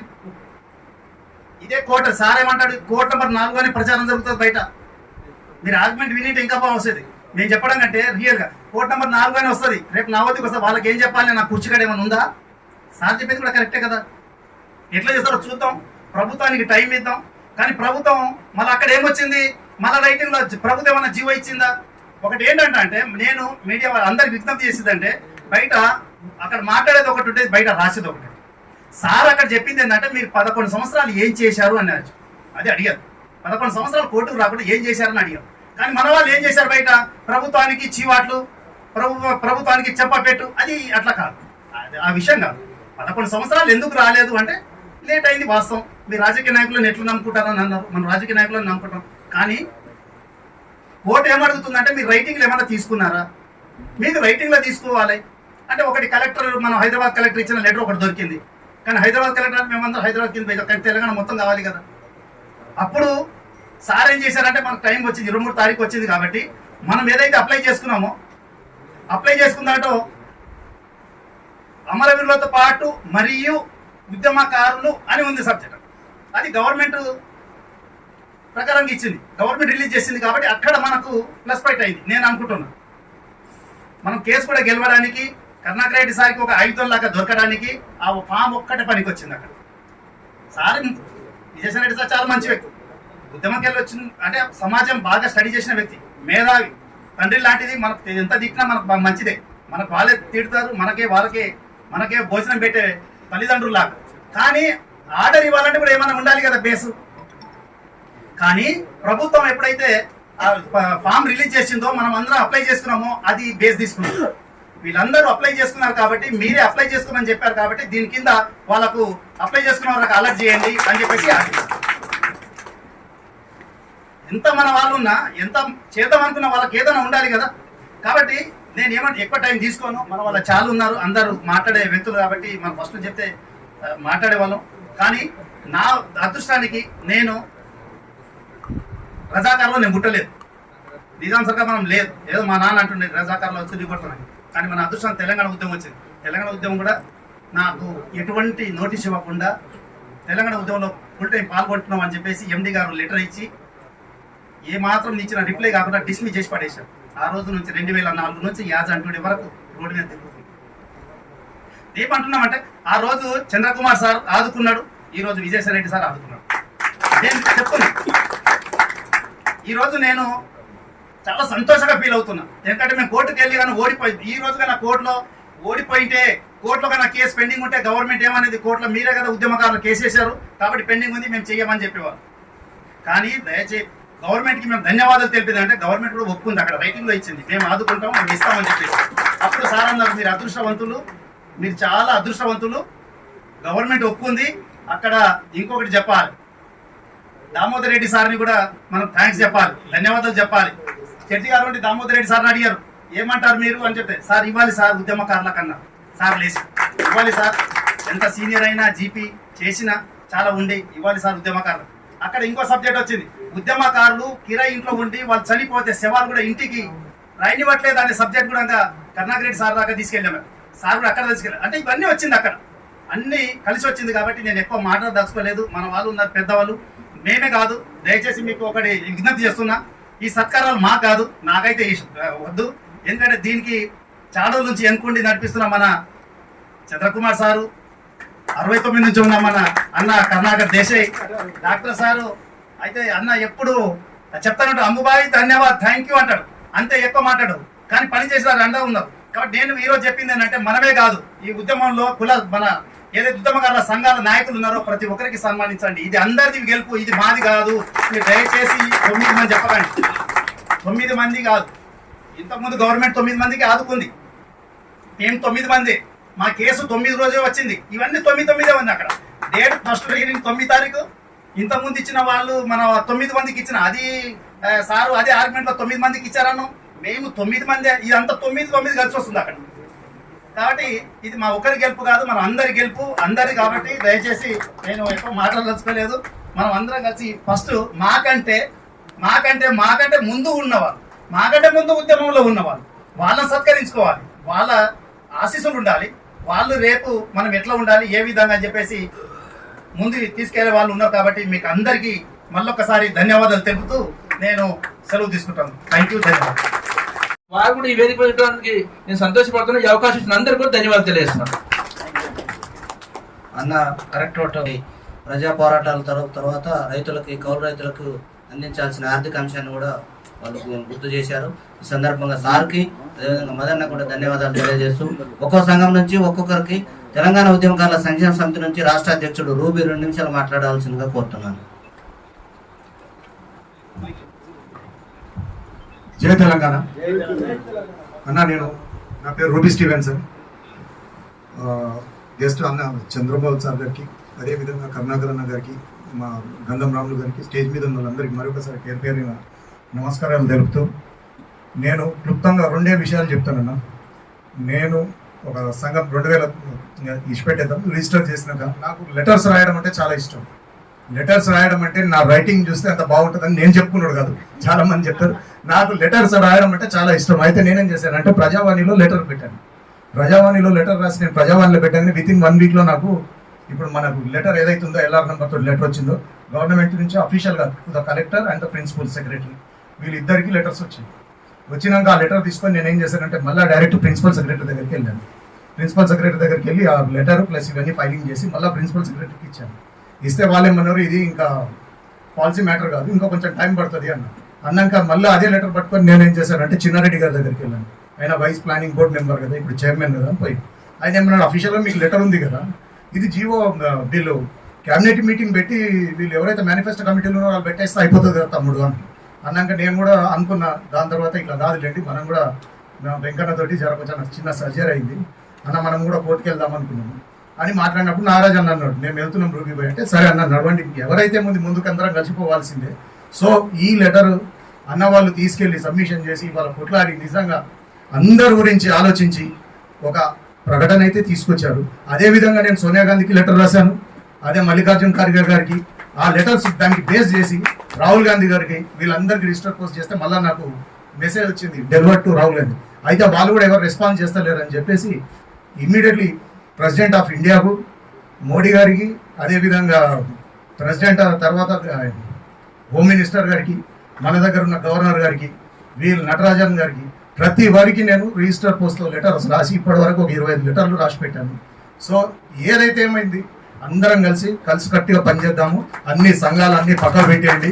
అన్న పెట్టిండి ఒక బ్యానర్ ఇడ తెలంగాణ ఉద్యమకారుల సమ్మేళనం, పైన సమ్మేళనం ఉద్యమకారులు, అందరం ఉద్యమకారులం ఒకతోటి పైన కొట్లాడదాం. ఎవరి సంఘాలు వాళ్ళకు ఉంటే ఉండొచ్చు, పక్కకు పెట్టండి. ఇలాంటివి జరిగినప్పుడు ఇంకోటి దయచేసి మీ అందరికి మళ్ళీ ఒకసారి చెప్తున్నా, ఎవరన్నా ఒక పోస్ట్ ఫేస్బుక్ లో పెడుతుంది దానికి నెగిటివ్ కామెంట్స్ మనోళ్ళే పెడుతున్నారు, అది పెట్టకండి, తప్పు అది. ఎందుకంటే మనమే కించపరుచుకుంటున్నామాట, మనమే తిట్టుకుంటున్నాము. అనవసరంగా లేని కొన్ని ప్రాబ్లమ్స్ ఎందుకు. ఇప్పటి నుంచి అందరు ఒక తాటిపైకి రండి. ఇలా మీటింగ్స్ ఉన్నప్పుడు కండక్ట్ చేసినప్పుడు అందరు రండి, అందరు కలవాలి. అందరం నిజంగా అందరం ఒకటే పడవలో ప్రయాణించినాం కాబట్టి అందరం కలిసికట్టుగా పనిచేద్దాం. మరి ఒకసారి నాకు ఈ టైం ఇచ్చినందుకు మరి ఒకసారి అన్నలకు అందరికీ ధన్యవాదాలు తెలుపుతూ, మా తాతకు కూడా మళ్ళీ ఒకసారి ధన్యవాదాలు చెప్తున్నా. గంధం రామన్న మా తాత. నేను ఇప్పుడు పెద్దలు కరుణాకర్ దేశాయ్ గారిని మాట్లాడాల్సిందిగా కోరుతున్నాను. ముఖ్యంగా మైకు తీసుకున్న తర్వాత తనకు కొద్దిగా పరిచయం చేసుకోవాలి. ఏరియా ఎందుకంటే ఎన్నగురు వ్యక్తి కాసిందని అన్ని చెప్పుకుంటే కూడా మంచిది కాదు. ఇదివరకు ఏం చేసినావు కాదు, ముందు ఏం చేద్దాం అనేది ముఖ్యం. జరిగిన చాలా అని నేను 69 ఉద్యమంలో పాల్గొన్నా, సూర్యాపేట జైల్లో 10 రోజులు ఉన్నా, నల్గొండ జైల్లో 11 రోజులు ఉన్నా. మన మరిదర్శన ఉద్యమంలో వచ్చిన తర్వాత నేను ముఖ్యంగా ఆన్లైన్ మీద ఆన్ రోడ్ మీద అనేది కాన్సెప్ట్ తోటి ఆ రోజులలో 2000 ఆర్కుట్ 2006లో ఆర్కుట్ వచ్చినప్పుడు తెలంగాణ ఐటీ ఫోరం అని పెట్టినప్పుడు దాంట్లో 25,000 మంది మేము ఆన్లైన్లో పనిచేసాం. అప్పుడు ఆర్కుట్ ఫేస్బుక్ లేకుండా అందరూ ఏమన్నారంటే మీకు పని లేదు పాటలేదు, ఎవరో అంతా ఐటీ ఉద్యోగస్తులు కంప్యూటర్లో పెట్టుకుంటారు, మీరు చెప్పేది ఎక్కడికి చేరుతుంది, ఎవరు చూస్తారని చెప్పి అవహేళన చేశారు. అప్పటి వరకు ఇక స్మార్ట్ ఫోన్లు వస్తాయని ఎవరు కూడా ఊహించలేదు. తర్వాత ఏమైంది, ఇదే ఆన్లైన్లో కోసం కొట్లాడు కాదు, మనం ఆన్లైన్లో భావజాలాన్ని వ్యాప్తి చేస్తూ ఆన్ రోడ్ మీద కూడా పోదామని మా రమేష్ కూడా ఆన్ రోడ్ ఉద్యమకారు. అట్లా తెలంగాణ నిర్జన్ ఫోరం, తెలంగాణ ఆజాద్ ఫోర్స్, ఈ రెండు కూడా ఆన్లైన్లో పనిచేస్తూ ఆన్ రోడ్ మీద కొన్ని ఇవాళ చెప్పొచ్చు. ఎందుకంటే ఎవరు చేయని ఆన్ రోడ్ మీద అంటే అది తప్పు కావచ్చు, కానీ అశోక్ కుమార్ గారు నిజాం కాలేజ్ గ్రౌండ్లో విజయవంతంగా మీటింగ్ పెట్టి మేము విజయం సాధించడానికి పోతే ఎక్కడి నుండి ఎల్బీ నగర్ నుంచి వెళ్ళి రామోజీ ఫిలిం సిటీ వరకు ఇగో ఇక్కడ కూర్చొని మొత్తం నిర్జన్ ఫోరం వల్లము మొత్తం అన్ని ఇద్దాలు వాళ్ళు కొట్టేసి ఆ దానిక ఉరికిచ్చిన రోజు కూడా ఉన్నాయి. అంటే ఇలా అది నిజంగా చెప్పాలంటే వ్యతిరేకమే కావచ్చు. అయితే ఆ రకంగా పనిచేసినాం ఆన్ రోడ్ ఉద్యమకారులకు. అయితే ముఖ్యంగా నేను చెప్పేది ఏంటంటే మన తెలంగాణలో ఈగో ఫీలింగ్స్ ఎక్కువ. నేనే మనమని చెప్పుకోరాదు. నేనే చేసిన, మా సంఘమే చేసింది, నా సంఘమే చేసింది. తెలంగాణ ఉద్యమం ఏ ఒక్కరు చేయలే. సబ్బండ వర్గాలు ఆర్ఎస్యూ నుంచి ఆర్ఎస్ఎస్ వరకు కొట్లాడేది. ఎన్నో సంఘాలు పేర్లు పెట్టుకొని పనిచేసినాయి. ఇవాళ ఉద్యమకారుల కొరకు ఏ ఒక్క సంఘం పనిచేస్తే అన్ని సంఘాలు పనిచేస్తారు, రేపు కూడా ఇంకో సంఘం పుట్టి పనిచేస్తుంది. నేనే పనిచేసిన, నా సంఘమే గొప్ప అని చెప్పుకోవాల్సిన అవసరం లేదు. ఇవాళ మీరు కూడా మేమే ఆర్డర్ ఇచ్చిన మాదే గొప్ప సంఘాలని మీరు చెప్పేవలసిన అవసరం లేదు. ఉద్యమకారులకు ఇంకా రావచ్చు సంఘాలు, ఇంకా సంఘాలు పనిచేయవచ్చు. ఎవరు వచ్చినా ఉద్యమకారులకు మేలు జరుగుతందుకు ఒక్క ప్లాట్ఫామ్ మీదనే పనిచేయాల్సిన అవసరం ఉంది. ఇక ముందు కూడా చాలా పనిచేయాల్సిన అవసరం ఉంది. ఆడ రావంగానే పనులు అయిపోయినాయని మనం అనుకోకూడదు. ముఖ్యంగా మనం కొట్లాడవలసింది ఏంటంటే 69 నుంచి మొన్న 14 వరకు మనం కొట్లాడినా నా పేరు మీద ఎఫ్ఐఆర్ లేదు, నాది పేరు మీద కేసు లేదు. అయితే రెండోది ఏంటంటే ఒక్కరోజు ఉద్యమం చేసి అరెస్ట్ అయిన ఎఫ్ఐఆర్ వచ్చింది. అయితే నేననేది ఏంటంటే ఎవరైనా రిటైర్ జడ్జి ఆధ్వర్యంలో మనం పని చేయవలసింది. సరే ఏమి ఇస్తారా ఏమి ఇయ్యరా తర్వాత ముచ్చట, కానీ మొత్తం 69 ఉద్యమకారు నుంచి 2014 వరకు ఒక కమిటీ వేసి, అయ్యా నువ్వు ఎవరితో కలిసి పనిచేసినావు, ఏ ఉద్యమంలో పాల్గొన్నావు, ఏ దాంట్లో పాల్గొన్నావో ఆ కమిటీ వాళ్ళందరూ చేసి కేటగిరీ అయితే గుర్తింపియండి. ఇప్పుడు నేనేమంటున్నా, నేను 69లో పాల్గొన్నా, నాకు పోతే అన్ని వస్తాయి. నేను గవర్నమెంట్ నుంచి నాకు ఎలాంటి సహకారం వద్దు, కానీ ఉద్యమంలో పాల్గొన్న వాళ్ళు ఉద్యోగంలో పోయినాయి, చదువు పోయింది, అంగవైకల్యం చెందిండ్రు, అట్లాంటి వాళ్ళకు గుర్తింపు ఇస్తే మరి ఇది ఒక కాంగ్రెస్ పార్టీ ఇప్పుడే ఉంటుందా, మళ్ళా పోవచ్చు. కానీ ముందు ఒక కమిటీ గుర్తింపు కార్డు వస్తే రేపు ఇంట్లో ఉన్న పిల్లగాళ్ళు మా నాయన తెలంగాణ ఉద్యమం చేసినట్టు అందుకే సర్టిఫికేట్ వచ్చింది అనేది సంతోషం. ముందు కమిటీ వేయండి, మీ ఇష్టమైన కమిటీ వేయండి, వాళ్ళని గుర్తించండి, వాళ్ళకు ఒక కార్డు ఇవ్వండి. తర్వాత మీరు కేటగిరీ వైజ్గా చనిపోయిన వాళ్ళకు ఒక రకంగా, జైలు పోయిన వాళ్ళకు ఒక రకంగా, ఎఫ్ఐఆర్ కనుక ఏమిస్తారో అది చేయరు. కానీ దాని కొరకు మన అందరం కూడా అన్ని సంఘాలు కూడా ఒకే వేదిక మీద పనిచేద్దాం. నేను ఒక్కనే సంఘం పెట్టినా ఇంకో సంఘమే లేదు అని చెప్పుడు కూడా మంచిది కాదని నేను కోరుకుంటున్నాను. థ్యాంక్ యూ సార్, చాలా మంచి సలహా సూచనలు ఇచ్చారు. అన్నకు ఒక కరెక్షన్ ఏంటంటే ఈ కోర్టుకు వెళ్ళిన వాళ్ళకు సంఘం లేదు, దయచేసి. థ్యాంక్ యూ అంబురాతోడు. ఇప్పుడు మనందరం కరుణాకర్ రెడ్డి గారి సంఘం, ఇప్పుడు మనం అందరం కరుణాకర్ రెడ్డి గారి సంఘం. మనం కరెక్ట్ గా చెప్పాలంటే మనకు సంఘాలే లేవు. ఇక కరుణాకర్ రెడ్డి గారి సంఘం, కరుణాకర్ రెడ్డి గారి ఉద్యమ సంఘం అయిపోయినాం మనం అందరం.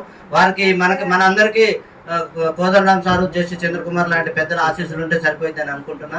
అదేవిధంగా దయచేసి ఎక్కువ టైం తీసుకుంది. మెయిన్ ఉద్దేశం ఏంటంటే ఈ ప్రోగ్రాము ఇప్పుడు సారు చాలా విషయాలు చెప్పారు. అయితే సార్కు సన్మానం కార్యక్రమం మాత్రమే, ధన్యవాదాలు, వారికి కృతజ్ఞతలు తెలిపే కార్యక్రమం ఇది. అందుగురించి మనం ఎక్కువ మంది కూడా మొబిలైజ్ కాకపోవడానికి కారణం ఏంటంటే 24 గంటల్లో తీసుకున్న కార్యక్రమం ఇది, ఓన్లీ సన్మాన కార్యక్రమం. దయచేసి ఇంకొక 2 నిమిషాలు మనకి సుల్తాన్ యాదగిరి తెలంగాణ ఉద్యమకారుల సంఘాల నాయకులు, వారిని 2 నిమిషాలు ప్లీజ్ అందరూ అర్థం చేసుకొని మాట్లాడాలని మన సీనియర్ నాయకులు, వాళ్ళు లాంగ్ జర్నీలో ఉద్యమంలో ఉన్నారు, వారిని 2 నిమిషాలు మాట్లాడాల్సింది దయచేసి కోరుతున్నాను. సభకు నమస్కారాలు. ఇక్కడ వచ్చినటువంటి అక్క జనుల అన్నదమ్ములందరికీ నమస్కరిస్తూ, ఈ రోజున చాలా ముఖ్యమైనటువంటి యొక్క విషయంగా సందర్భంగా మనం ఇక్కడ సమావేశమైనాం. సార్కి ధన్యవాదాలు, కృతజ్ఞతలు తెలిపే అంశమే ఏజెండా ఇక్కడ. దయచేసి ఎక్కువ టైం తీసుకో.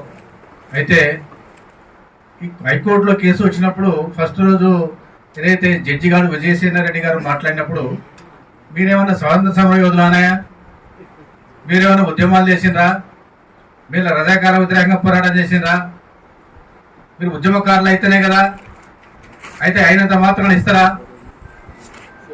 మీరేమన్నా ఈ దేశ స్వాతంత్రం కోసం కొట్లాడిరా అటువంటి రకాలుగా ఆయన మాట్లాడినప్పుడు అదే మ్యాటర్ ఫోటో పేపర్లో వచ్చింది. మేమందరం ఆలోచన చేసాం, అదే వీళ్ళు అసలు కోర్టుకి ఎందుకు పోయినరు, వీళ్ళని ఎవరు పోమన్నారు, అసలు కోర్టుకు ఈయన అడ్వర్స్ రిమార్క్స్ ఇస్తున్నాడు విజయసేన రెడ్డి గారు, మా యొక్క జడ్జి గారు, అసలు ఏమైంది అసలు అని మేము తలపక్క జుట్టు విక్కా ఉంటా ఉన్నాం, చాలా మంది చర్చించుకుంటా ఉన్నాం, ఇట్లా ఏమైంది, ఇట్లా అయింది.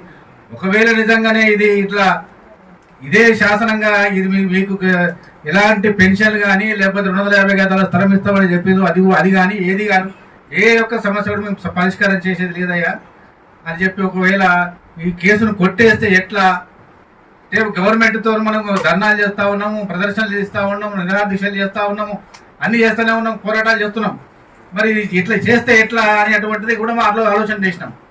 మేము ఒక సందర్భంలో మేము చర్చించుకునే మనలో ఎందుకు వేరు అసలు వీళ్ళు ఎవరికి అనేది కొంచెం లోపల మేము తిట్టుకున్నాం.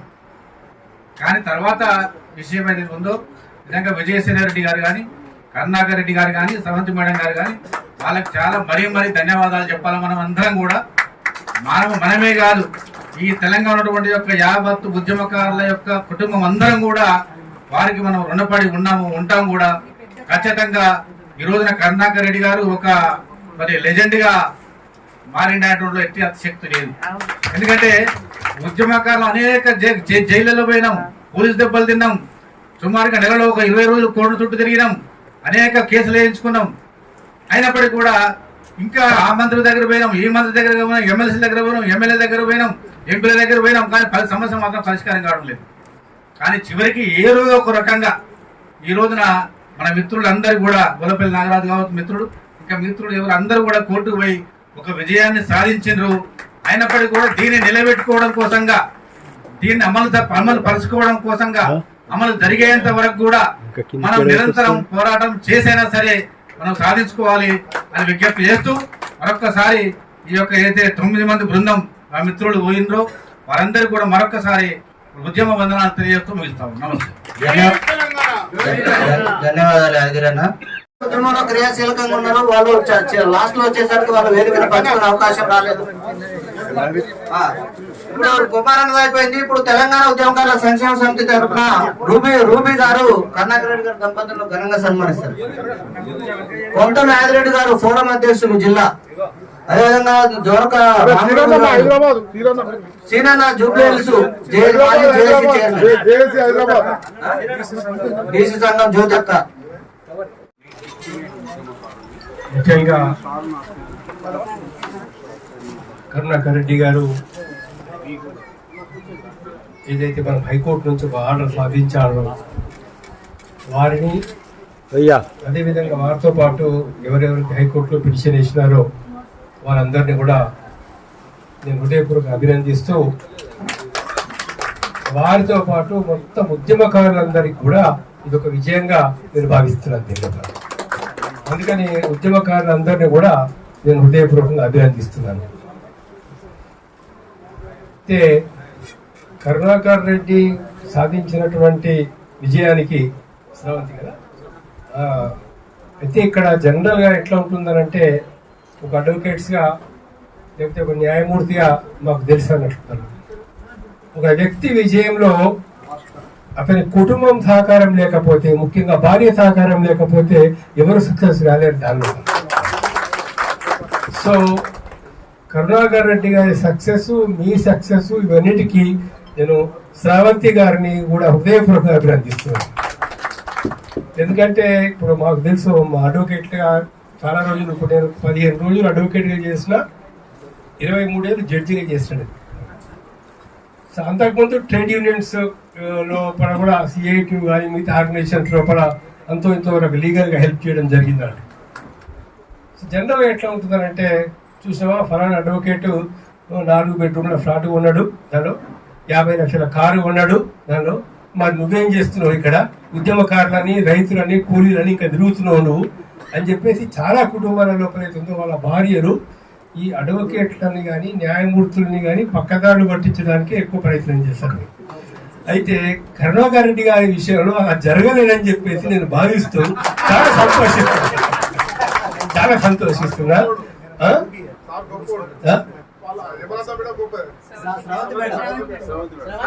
ఇప్పుడు కరుణాకర్ రెడ్డి గారు గొప్పోలే, అక్కడ దాని ఏం డౌట్ లేదు దాని లోపల. కానీ ఆమె అతి గొప్ప. ఎందుకంటే భర్తను కూడా సరియైన దారి నడిపించుడు, పక్కదారి నడిపియాలా, పడగొట్టాలా, నిలబెట్టాలా అన్ని మన భార్య చేతి లోపల ఉంటాయి చాలా వరకు. దీని లోపల ఇంటికి వస్తే అన్నం కూడా పెట్టలేదు అనుకోండి, అక్కడ ప్రాబ్లమే కదా. అందులో ఒక్కోసారి ఏం చేసినావు, ఎంత కమాయించినావు, ఎన్ని కట్టలు తెచ్చినావు.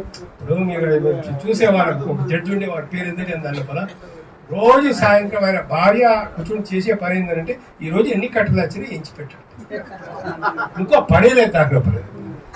సరే అవన్నీ విషయాలు వేరే. సరే ఏది ఏమైనా ఒక మంచి కార్యక్రమం అనేటువంటిది జరిగినందుకు మీ అందరిని నేను మళ్ళీ ఒకసారి అభినందిస్తూ, ఒకే ఒక విషయం ఏదైతుందో మీరు గమనించాల్సిన విషయం ఏంటంటే, ఒక పక్షి సముద్రం మీద ప్రయాణం చేస్తున్నది.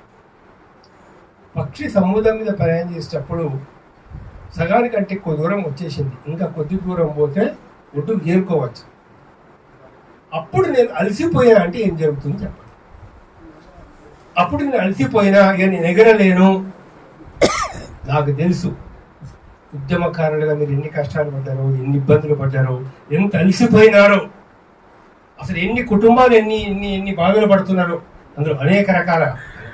ఇవాళ కూడా ఉద్యమకారుల మీటింగ్కి రావాలంటే ఒక ఇబ్బందికర పరిస్థితుల లోపల ఉన్నటువంటి విషయం కూడా మాకు తెలుసు. దానిలో సో అయినా కూడా నేను మీతో చెప్పదలుచుకున్న విషయం ఏంటంటే, ఎట్లయితే పక్షి చివరి వరకు ఎగురుతూనే ఉండాలో, పోరాడుతూనే ఉండాలో, మనం చివరి వరకు మనం కూడా పోరాడుతూనే ఉండాల్సిందే. తప్పదే. ఎవరు విజయం సాధిస్తారు అంటే, మేము హై స్కూల్లో మామూలుగా కాలేజీలలో హై స్కూల్ విద్యార్థులతో మాట్లాడుతూ ఉంటాం. ఎవరయ్యా నీకు ఆదర్శం అని అంటే నేనేమంటే గజనీ మహమ్మద్ నాకు ఆదర్శం అని చెప్తా. ఎందుకు చెప్తా అంటే 17 సార్లు ఓడిపోయాడు ఆయన. 17 సార్లు ఓడిపోయి 18th టైం 18వ గెలిచాడు. జీవితం ఈ ఊపిరి ఉన్నంత వరకు పోరాటాలు, ఉద్యమాలు తప్పవు. దానిలో అది జరగాల్సిందే, జరుగుతూనే ఉంటుంది. అయితే ఇక్కడ ఏంటంటే, మనం సరి అయిన పద్ధతిలో, సరి అయిన పంతాలో, సరి అయిన విధంగా వెళ్తే మనకు తొందరగా మంచి ఫలితం వచ్చే అవకాశం ఉంటుంది. సరే, ఇవాళ మావోయిస్టుల విషయంలో కూడా మన రాష్ట్ర ప్రభుత్వం ఒక మంచి చర్య తీసుకోవడం, వాళ్ళందరూ కూడా సరెండర్ ఇవ్వడానికి అవకాశం కల్పించడం, వాళ్ళు కూడా మేము మళ్ళీ ప్రజా ఉద్యమాలకి వస్తాము, మంచి ఉద్యమాలు నిర్మిస్తామని చెప్పేసి చెప్పడం చాలా సంతోషకరమైన విషయమే. ఆ విషయంలో రాష్ట్ర ప్రభుత్వాన్ని, రేవంత్ రెడ్డి గారి ప్రభుత్వాన్ని కూడా నేను అభినందిస్తున్నది ఈ విషయంలో. ఎందుకంటే దుర్మార్గంగా ఎక్కడో ఉన్నవారిని చుట్టుముట్టి చంపడం అనేటటువంటిది అది మానవత్వం కాదు అని మేము శాంతి కమిటీ సభ్యుడిగా, నేను శాంతి చర్చల కమిటీ అధ్యక్షుడు ఎన్నో రోజుల నుంచి చెప్తా ఉన్నాం. అమిత్ షాకి చెప్పాం, మోడీకి చెప్పాం, చాలా మందికి చెప్పాం, ఇక్కడ రాష్ట్ర ప్రభుత్వాన్ని కూడా చెప్తా ఉన్నాం. కానీ వీళ్ళు కొద్దిగా అంతో ఇంతో ఆలోచించి వాళ్ళందరూ కూడా సరెండర్ కావడానికి ఒక అవకాశం కల్పించినందుకు నిజంగానే రాష్ట్ర ప్రభుత్వాన్ని అభినందిస్తున్నారు. అయితే ఇక్కడ ఏంటంటే, మాకు తెలుసు, ఇప్పుడు అంబురాతోడు చాలా రోజుల నుంచి నా దగ్గరికి వస్తున్నాడు. మిగతా మన నాగరాజు వీళ్ళందరూ కూడా మా దగ్గరికి వస్తూ ఉన్నారు, మాట్లాడుతూ ఉన్నారు, చేస్తూ ఉన్నారు. వాళ్ళ ఆవేశాలు, వాళ్ళ భావాలు, వాళ్ళ ఇష్టాలు, వాళ్ళ కష్టాలు చాలా కూడా తెలుస్తారు.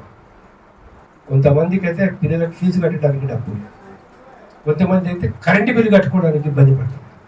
అలాంటి కుటుంబాలు కూడా ఉన్నాయి అందులో. సో ఏది ఏమైనా ఈరోజు మీరు సాధించినటువంటి విజయానికి అభినందిస్తూ, దీన్ని మరి ఏ విధంగా మరింత ముందుకు తీసుకొని పోవాలా, అందులో ఏ విధంగా మనం ప్రభుత్వాన్ని పూర్తిగా ఈ విషయం లోపల మనకు అంటే ప్రభుత్వం కూడా ఒక స్టెప్ అనుకూలంగా ఉందని మనకు తెలుస్తున్నది. చేస్తాము అని అంటున్నారు, దానిలో చేస్తాము అని అంటున్నప్పుడు, కన్సిడర్ చేస్తామన్నప్పుడు ఆ ప్రభుత్వంలో ఎవరెవరైతే మన ఉద్యమకారుల పట్ల సానుభూతితో ఉన్నారో, గతంలో ఉద్యమాల్లో పాల్గొన్నటువంటి వాళ్ళు ఉన్నారో, వాళ్ళందరితోటి మీ నాయకత్వం రెగ్యులర్గా టచ్ లోపల ఉండి, ఆ ఎమ్మెల్సీ గారు కావచ్చు, కోదండరామ్ కావచ్చు, దయాకర్ గారు కావచ్చు, పొన్నం ప్రభాకర్ గారు కావచ్చు, విజయశాంతి గారు కావచ్చు, లేకపోతే ఇంకెవరైనా కావచ్చు, ఎవరెవరైతే మీకు కాంగ్రెస్ పార్టీ లోపల ఈవెన్ హైకమాండ్ వరకు కూడా మీరు వెళ్ళదలుచుకుంటే ఒకసారి హైకమాండ్ దగ్గర కూడా మీరు ఒక విజ్ఞప్తి పత్రం ఇచ్చినా కూడా మంచిదే. దాని లోపల ఎలా చేయాలా అనేటటువంటిది ఒక సిస్టమేటిక్గా చేసి, అన్నిటికంటే ముఖ్యం మరి మీ ఆ రిలీఫ్లో ఉందో లేదో ఒక కమిషన్ ఫస్ట్ ఏర్పాటు చేసి ఐడెంటిఫై చేయాల్సిన కమిషన్ ఒకటి ఏర్పడి ఐడెంటిఫై. రెండవది అంటే ఈ విషయంలో బహుశా అట్లా చేయకపోవచ్చు, కానీ మా కొంతమంది న్యాయాధికారులు, కొంతమంది అధికారులు ఎంత మూర్ఖంగా ఉంటారంటే, ఈయన పేరుంది ఆ లిస్టులో, పేరున్న వాళ్ళకే మేము కన్సిడర్ చేస్తాం, పేరులోనే మేము కన్సిడర్ చేయం అనేది ఉంటుంది. అలాంటి పరిస్థితుల్లో కూడా మన మీరు కరుణాకర్ రెడ్డి మీరందరూ కూర్చొని ఆలోచించి అందరినీ కూడా మనం కలుపుకొని ఒక పిటిషన్ వేయాల్సిన అవసరం ఉంటుందా దాని లోపల. ఇది చాలా దుర్మార్గం అండి. ఎట్లా ఉంటుందంటే ఈ అధికారులు, ఐఏఎస్ అధికారులు కూడా, మినిస్టర్స్ కూడా తప్పుదారి పట్టిస్తాడు. లేదు లిస్టులో పేరు లేదు కదా సార్, 4 పేరే ఉన్నది, 9 మంది పేరే ఉన్నది, మనం 9 మందికి చేస్తే సరిపోతుంది అని ఇట్లా వాళ్ళు తెలిసి చేస్తారా, తెలియక చేస్తారా, లేకుంటే మనం ఇబ్బంది పెట్టాలని చేస్తారా అంటే, కొంతమంది మనసు ఎట్లా ఉంటుందంటే ఎట్టి పరిస్థితుల్లో చెయ్యొద్దు. ఒకటికి ఎదుటి వ్యక్తికి లాభం చెయ్యొద్దు, చేయకుండా ఎన్ని పుల్లలు పెట్టాలో అన్ని పుల్లలు పెట్టి అది పుట్టింది అందుకోసం అనిపిస్తుంది. అది జీవితమా, అది వ్యర్థమా, వాళ్ళు ఎడిపోతారు, చచ్చిన తర్వాత అది వేరే విషయం. కానీ వాడు జీవితాంతం ఒకటే చేస్తాడు. ఎదుటి వ్యక్తికి ఆర్డర్ రాకుండా లాభం రాకుండా ఎట్లా చేయాలి ఇంకోటి ఉన్నది. అందుకని అవన్నీ ఇలాంటివి ఉంటాయి. మీరు ఒక 10 మంది కలిసి మీరందరూ కూడా ముఖ్యమైన వాళ్ళు ఒక దగ్గర కూర్చోండి, ఎప్పటికప్పుడు ఆలోచించుకొని సరి అయినటువంటి విధంగా సరి అయిన పద్ధతిలో ముందుకు పోయి మీరు విజయం సాధించాలని అని నేను తప్పనిసరి కోరుకుంటున్నా.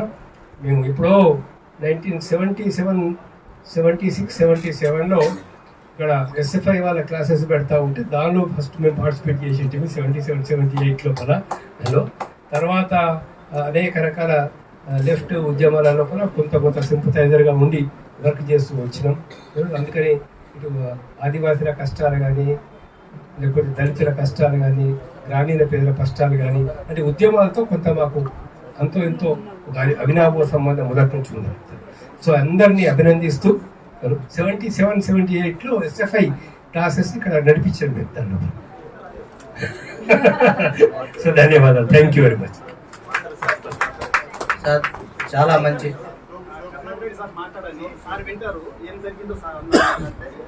ఓకే. ఇప్పుడు మనకి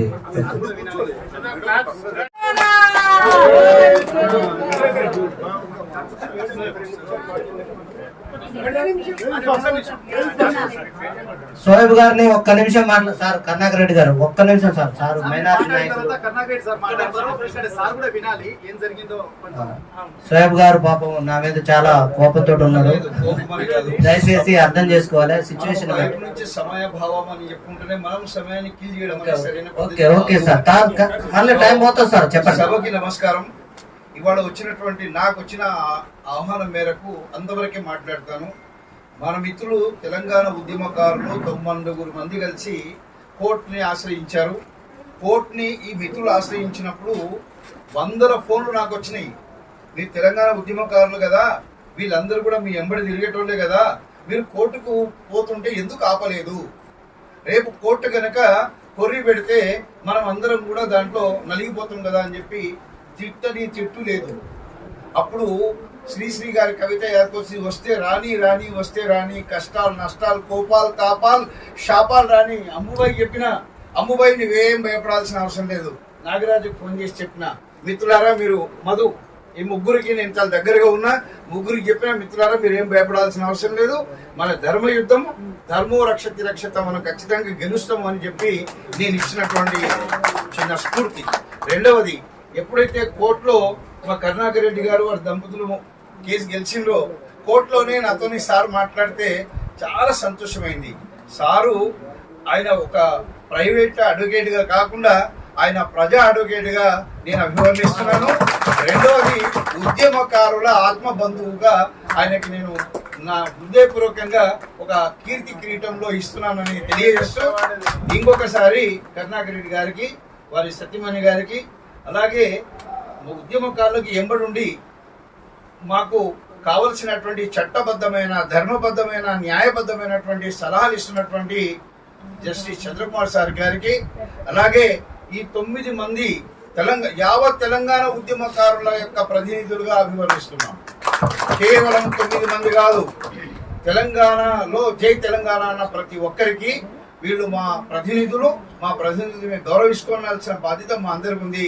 కనుక ఈ అవకాశం ఇచ్చినటువంటి మీకు నేను ధన్యవాదాలు తెలియజేస్తూ ముగిస్తున్నాను. జై తెలంగాణ. సార్ ధన్యవాదాలు సార్. ఇప్పుడు కరుణాకర్ రెడ్డి గారు. మా కరుణాకర్ రెడ్డి ఇద్దరు మాకు కన్ఫ్యూజ్ అవుతున్నది. మేడం కూడా మాట్లాడితే బాగుంటుంది.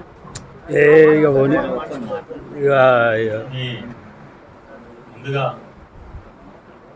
ఇక్కడ వచ్చినటువంటి తెలంగాణ ఉద్యమకారులకి, అదేవిధంగా తెలంగాణ రాష్ట్రంలో వివిధ సందర్భాల్లో పాల్గొన్న ప్రత్యక్షంగానే పరోక్షంగానే తెలంగాణ ఆక్షని ముందుకు తీసుకొచ్చి తెలంగాణ రాష్ట్రాన్ని సాధించి, మళ్ళీ తెలంగాణ వచ్చినాక 12 సంవత్సరాలు కూడా ఉద్యమకారులని పట్టించుకున్నప్పుడు దాన్ని ఇంకా ఏ రకంగా దాన్ని సాధించుకోవాలనే ఒక కర్తవ్యము, బాధ్యత, ఒక జవాబుదారితనం, క్రమశిక్షణతోటి చివరికి న్యాయస్థానం ద్వారా కూడా మనం సాధించుకోవాలని ఒక దృఢమైన సంకల్పం, విశ్వాసం, నమ్మకంతో మీ మీద ఉన్నటువంటి అచంచలమైనటువంటి గత 69 నుంచి ఇప్పటి వరకు మీరు సాధించుకున్నటువంటి ఒక విశ్వాసం, నమ్మకం ఈరోజు మనకి మన 23వ తారీఖు నాడు ఉద్యమకారులకి ఒక తీర్పు రావడం జరిగింది. ఆ తీర్పు నేపథ్యంలో నన్ను మీరందరూ ముందు పెట్టి దీనికి ఒక అడ్వకేట్గా నియమించుకున్నందుకు మీ తెలంగాణ ఉద్యమకారులందరికీ నా తరఫున మా కుటుంబం తరఫున మీ అందరికీ ప్రత్యేకమైన అభినందనలు. మీ అందరికీ చెప్పారు, ఇప్పుడే రాములన్న నా గురించి చెప్పాడు. మేము మా కుటుంబ నేపథ్యం వామపక్ష ఉద్యమం యొక్క నేపథ్యంలో పుట్టి పెరిగిన నేను ప్రధానంగా ఎస్ఎఫ్ఐ ఖమ్మం జిల్లా నాయకుడే కాదు, యూనివర్సిటీ రాష్ట్ర స్థాయిలో కూడా నేను అన్ని యూనివర్సిటీలకు కూడా ఎస్ఎఫ్ఐ తరఫున ఇన్ఛార్జిగా ఉన్నా. మన ఉమ్మడి రాష్ట్రం ఉన్నప్పుడు కూడా అన్ని యూనివర్సిటీలు తిరిగి నేను అన్ని మీటింగులు కండక్ట్ చేసిన. మా తాతగారు మన నిజాం సర్కార్కి వ్యతిరేకంగా పోరాటం చేసింది ఆయన. ఆ తర్వాత మా ఫాదర్ కూడా కమ్యూనిస్ట్ ఉద్యమంలో ఫస్ట్ సిపిఐలో, ఆ తర్వాత సిపిఎంలో ఉన్నారు. నేను చిన్నప్పుడు ఇంత 2వ తరగతి 3వ తరగతి ఉన్నప్పుడు మా ఇంటికి నల్లమల గిరిప్రసాద్ చన్నరాజేశ్వరరావు గారు వస్తుండేది. ఆ తర్వాత సిద్ధాంతాలు వివేదించి తర్వాత మార్కిస్ట్ సిపిఎం పైపు రావడం జరిగింది. అప్పుడు ఉన్నటువంటి మా జిల్లా ముఖ్యమంత్రి జలగ వెంగళరావు తోటి ఆ రోజు సిపిఐ అందరికీ ఉన్నటువంటి ఒప్పందం పెట్టుకుంటే ఆ రోజు అనేక మంది ఇలా తెలంగాణ ఉద్యమం కోసం ఎంతమంది అయితే అమరులు త్యాగం చేసిరో ఆ రోజు సిపిఐ ఉద్యమంలో కూడా ఖమ్మం జిల్లాలో అనేక మంది త్యాగం చేశారు. ఆ త్యాగాన్ని పక్కన పెట్టేసి ఆంతరికంగా ఒప్పందం చేసుకుంటే చాలా మంది ఆ రోజు మార్కిస్ట్ వైపు పార్టీ వైపు రావడం జరిగింది. అందులో భాగంగా మా ఫాదర్ కూడా రావడం జరిగింది. ఆ రిలేషన్ తోటే నేను ఎస్ఎఫ్ఐ కాలేజీ ప్రెసిడెంట్ నుంచి ఖమ్మం టౌన్ సెక్రటరీ, జిల్లా ప్రెసిడెంట్, ఆ తర్వాత అన్ని యూనివర్సిటీలకి స్టేట్ ఎస్ఎఫ్ఐ కన్వీనర్గా పనిచేయడం జరిగింది. ఈ సందర్భంలో నేను అనేక మంది రాజకీయ నాయకుల దగ్గర ట్రైనింగ్ తీసుకోవడం జరిగింది. ప్రధానంగా నాకు ఖమ్మంలో నేను చదువుకున్నప్పుడు విద్యార్థి లీడర్ ఉన్నప్పుడు నాకు 3 లీడర్తో బాగా సంబంధాలు ఉండేవి. ఎందుకంటే జిల్లా హెడ్ క్వార్టర్లు ఉండేది. అప్పుడు సిపిఎంకి ప్రధానమైన ఉద్యమం ఖమ్మం, నల్గొండ. ఇంకొక ఖమ్మం మీద బాగా ఫోకస్ ఉండేది. నేను హెడ్ క్వార్టర్లో ఉంటుంది ఎక్కువ. హెడ్ క్వార్టర్లో పార్టీ ఆఫీస్ ఉండేది కాబట్టి అప్పుడు గోడపూడి వెంకటేశ్వరరావు గారు ఉండేది, మీ అందరికీ గుర్తుందో లేదో. ఆ తర్వాత డాక్టర్ రాధాకృష్ణమూర్తి గారు ఉండే, అప్పుడు ప్రతిపక్ష నాయకుడు సిపిఎం పార్టీకి. ఆ తర్వాత తమ్మినేని వీరభద్రం గారు ఉండే. అయితే విషయం ఏంటంటే ఈ ఉద్యమ కాలంలో నేను లీడర్గా ఉన్నప్పుడు నాకు 3 దగ్గర 3 విషయాలు మాత్రం నేర్చుకున్నాను నేను. ఒకటి, డాక్టర్ రాధాకృష్ణమూర్తి గారు నాకు నిరంతరం నేర్పింది ఏంటంటే గత ఆయనకి నాకున్న ఒక 5, 6, 8 సంవత్సరాల అనుబంధంలో నిరంతర విద్యార్థిగా చదవమని చెప్పాడు. నాకు ఎప్పుడు చూసినా రాధాకృష్ణమూర్తి గారు స్టేజ్ మీద ఉంటే కూడా ఆయన బుక్ చదువుతూనే ఉంటాడు. ఖాళీగా ఒక 2 నిమిషాలు టైం దొరుకుతుంది. నిరంతర విద్యార్థిగా ఎప్పుడు చదవమని చెప్పాడు. ఆయన మెడిసిన్ చదివినా కూడా ఆయన జాతీయ అంతర్జాతీయ కానీ ఏ పరిస్థితుల్లో కానీ క్లియర్గా స్పష్టంగా అధ్యయనం చేసి చెప్పేటోడు ఆయన. 2వది గోడపూడి వెంకటేశ్వరరావు గారు పేరింటారు మీరు. ఆయన సిపిఎం శాసనసభపక్ష నాయకుడు ఉంటారు. ఆయన నన్ను ఎప్పుడు ఖమ్మం వచ్చి ఆయన కాన్స్టిట్యూషన్ మదిలిపోతుంటే ఆయన కారు తీసుకుపెట్టాడు నన్ను. ఎందుకు అంటే ఈ స్టూడెంట్ రేపు యంగ్స్ పార్టీకి భవిష్యత్తు లీడర్ అనే ఒక ఉద్యమ కాన్సెప్ట్లో ఒక దీర్ఘదృష్టితో తీసుకుపోయేటప్పుడు ఆయనతోటి నేను అసెంబ్లీలో కూడా పోయేది. నేను అసెంబ్లీలో పోయేటప్పుడు కూడా ఆయన చంద్రబాబు నాయుడిని వాళ్ళందరూ నిలదీస్తుండేది. నేను అప్పుడు ఆయనతోటి అసెంబ్లీలో లాంజ్లో వెనక పైన ఉంటుంది ఒకటి గ్లాసులో ఉంటుంది, చూస్తుంటారు మీరు. నేను ఆయన అసెంబ్లీలో పోతుంటే వెనక నన్ను లాంజ్లో పోగొట్టేది. నేను యూనివర్సిటీ లీడర్గా ఉన్నప్పుడు యూనివర్సిటీ అయిపోగానే అక్కడ వచ్చి అసెంబ్లీలో వెనక గ్లాస్ తోటి పైన లాంజ్ ఉంటుంది, ఆ లాంజ్లో నన్ను కూర్చోమంటాడు అసెంబ్లీ అయిపోయిందాక. ఇందాక మళ్ళీ నేను ఆయనతోటి లెజిస్లేషన్ పార్టీ ఆఫీస్కి పోతుండే, తర్వాత ఎంఈ భవన్ ఆర్టిస్ట్ కాసరుడు భవనం పోతున్నా, యూనివర్సిటీ పోతుండే. ఆయన ఏదైనా స్పష్టంగా ధైర్యంగా ముక్కుసూటిగా ఏది చెప్పాలనుకున్నది చెప్పడం అది నేర్పిండు. 3వది తమ్మినేని వీరభద్రం గారు మీకు తెలుసు అందరికీ, ఇప్పుడు ఉన్న లేడు. ఆయన కూడా ఏ సందర్భంలో ఏం మాట్లాడాలో ఏది మాట్లాడకూడదు అంటే వ్యవసాయ కార్మికుల దగ్గర ఏది మాట్లాడాలి, విద్యార్థుల దగ్గర ఏది మాట్లాడాలి, మేధావుల దగ్గర ఏది మాట్లాడాలి, ఒక జస్టిస్ చంద్రకుమార్ గారు జడ్జి గారు అలాంటి మేధావుల దగ్గర ఏది మాట్లాడాలి, ఏ విషయం మాట్లాడకూడదు, ఏది మాట్లాడలేదని మాకు ట్రైనింగ్ ఇచ్చారు. ఈ 3 విషయాలే నన్ను ఇలా ఈ స్టేజ్ మీద ఈ 3 నాయకులు, ఈ 3తో పాటు నేను ఖమ్మం హెడ్ క్వార్టర్లు ఉండేది కాబట్టి అప్పుడు కేరళ, త్రిపుర, వెస్ట్ బెంగాల్ 3 గవర్నమెంట్ ఉండేది. ముఖ్యమంత్రులు, హోమ్ మినిస్టర్, ఫైనాన్స్ మినిస్టర్ అందరూ వస్తుండేది. నేషనల్ పోలిట్ బ్యూరో మెంబర్లు వస్తుండే, ఏచూరి ప్రకాష్ కరత్ లాంటి వాళ్ళు. వాళ్ళందరి దగ్గర ఉండి వాళ్ళతోటి ఉండి వాళ్ళ పక్కన మీలాంటి మీటింగులు కండక్ట్ చేస్తూ వాళ్ళ దగ్గర నేర్చుకుంటుండడం వల్ల నాకు ఒక ఫియర్ అనేది లేదు. చదువుకోవటము, ఆ యొక్క విశ్వాసము, ఆ నమ్మకం చూస్తుండేది. జిల్లాలో కూడా వాళ్ళతో పోతుంటే పేదోళ్ళు, చదువుకున్న వాళ్ళు, అన్ని వర్గాల ప్రజల్ని చూసే అవకాశం నాకు వచ్చినప్పుడు వీళ్ళందరూ చూస్తుంటే తర్వాత నేను అనుకోకుండా కొన్ని ప్రైవేటు ఉద్యోగాలు చేసి అది వద్దని లా ప్రాక్టీస్ సైడ్ వచ్చినప్పుడు మనోళ్ళందరూ పరిచయం అయ్యారు. ఇంకోటి ఏంటంటే నా క్లయింట్లు ఎవరు నా క్లయింట్ లెక్క ఫీల్ గారు. డైరెక్ట్ నేను ఇంట్లో ఉంటే ఇంటికి వస్తారో, బెడ్రూమ్ ఉంటే బెడ్రూమ్కి వస్తారు, కింద ఉంటే ట్యాక్సీ కాడికి వస్తారు. ఇంకోటి టైం ఉండదు, రాత్రి 12 గంటలకు వస్తారు, తెల్లవారు 3ంటికి వస్తారు, బిల్లు కొడతారు, ఎప్పుడు పడితే అప్పుడు వస్తుంటారు, ఎప్పుడు పడితే అప్పుడు లేపుతూనే ఉంటారు. ఎవరు నా క్లయింట్లు ఎవ్వరు కూడా నా క్లయింట్ అని. ఇప్పుడు అంబురాతుడు ఉన్నాడు, ఆయన ఎప్పుడైనా వస్తాడు, ఎప్పుడు మాట్లాడతాడు, నా ఇంట్లోకి వస్తాడు. ఇట్లా ఎవరైనా నా క్లయింట్లు ఎవ్వరు కూడా నా క్లయింట్లని ఫీల్ గారు, వాళ్ళకి సొంత ఇంటి లెక్క, సొంత ఆఫీస్ లెక్క బాధ్యతగా ఫీల్ అవుతారు. వాళ్ళ యొక్క విశ్వాసము వాళ్ళు వస్తున్నప్పుడు వాళ్ళ కేసు గురించి కాకుండా వాళ్ళ కుటుంబ బాధలు, ఆర్థిక బాధలు, సామాజిక బాధ్యతలు, బాధ్యతలు ఉండగా సామాజిక బాధ్యత అనేది వాళ్ళ మీద ఉన్నది.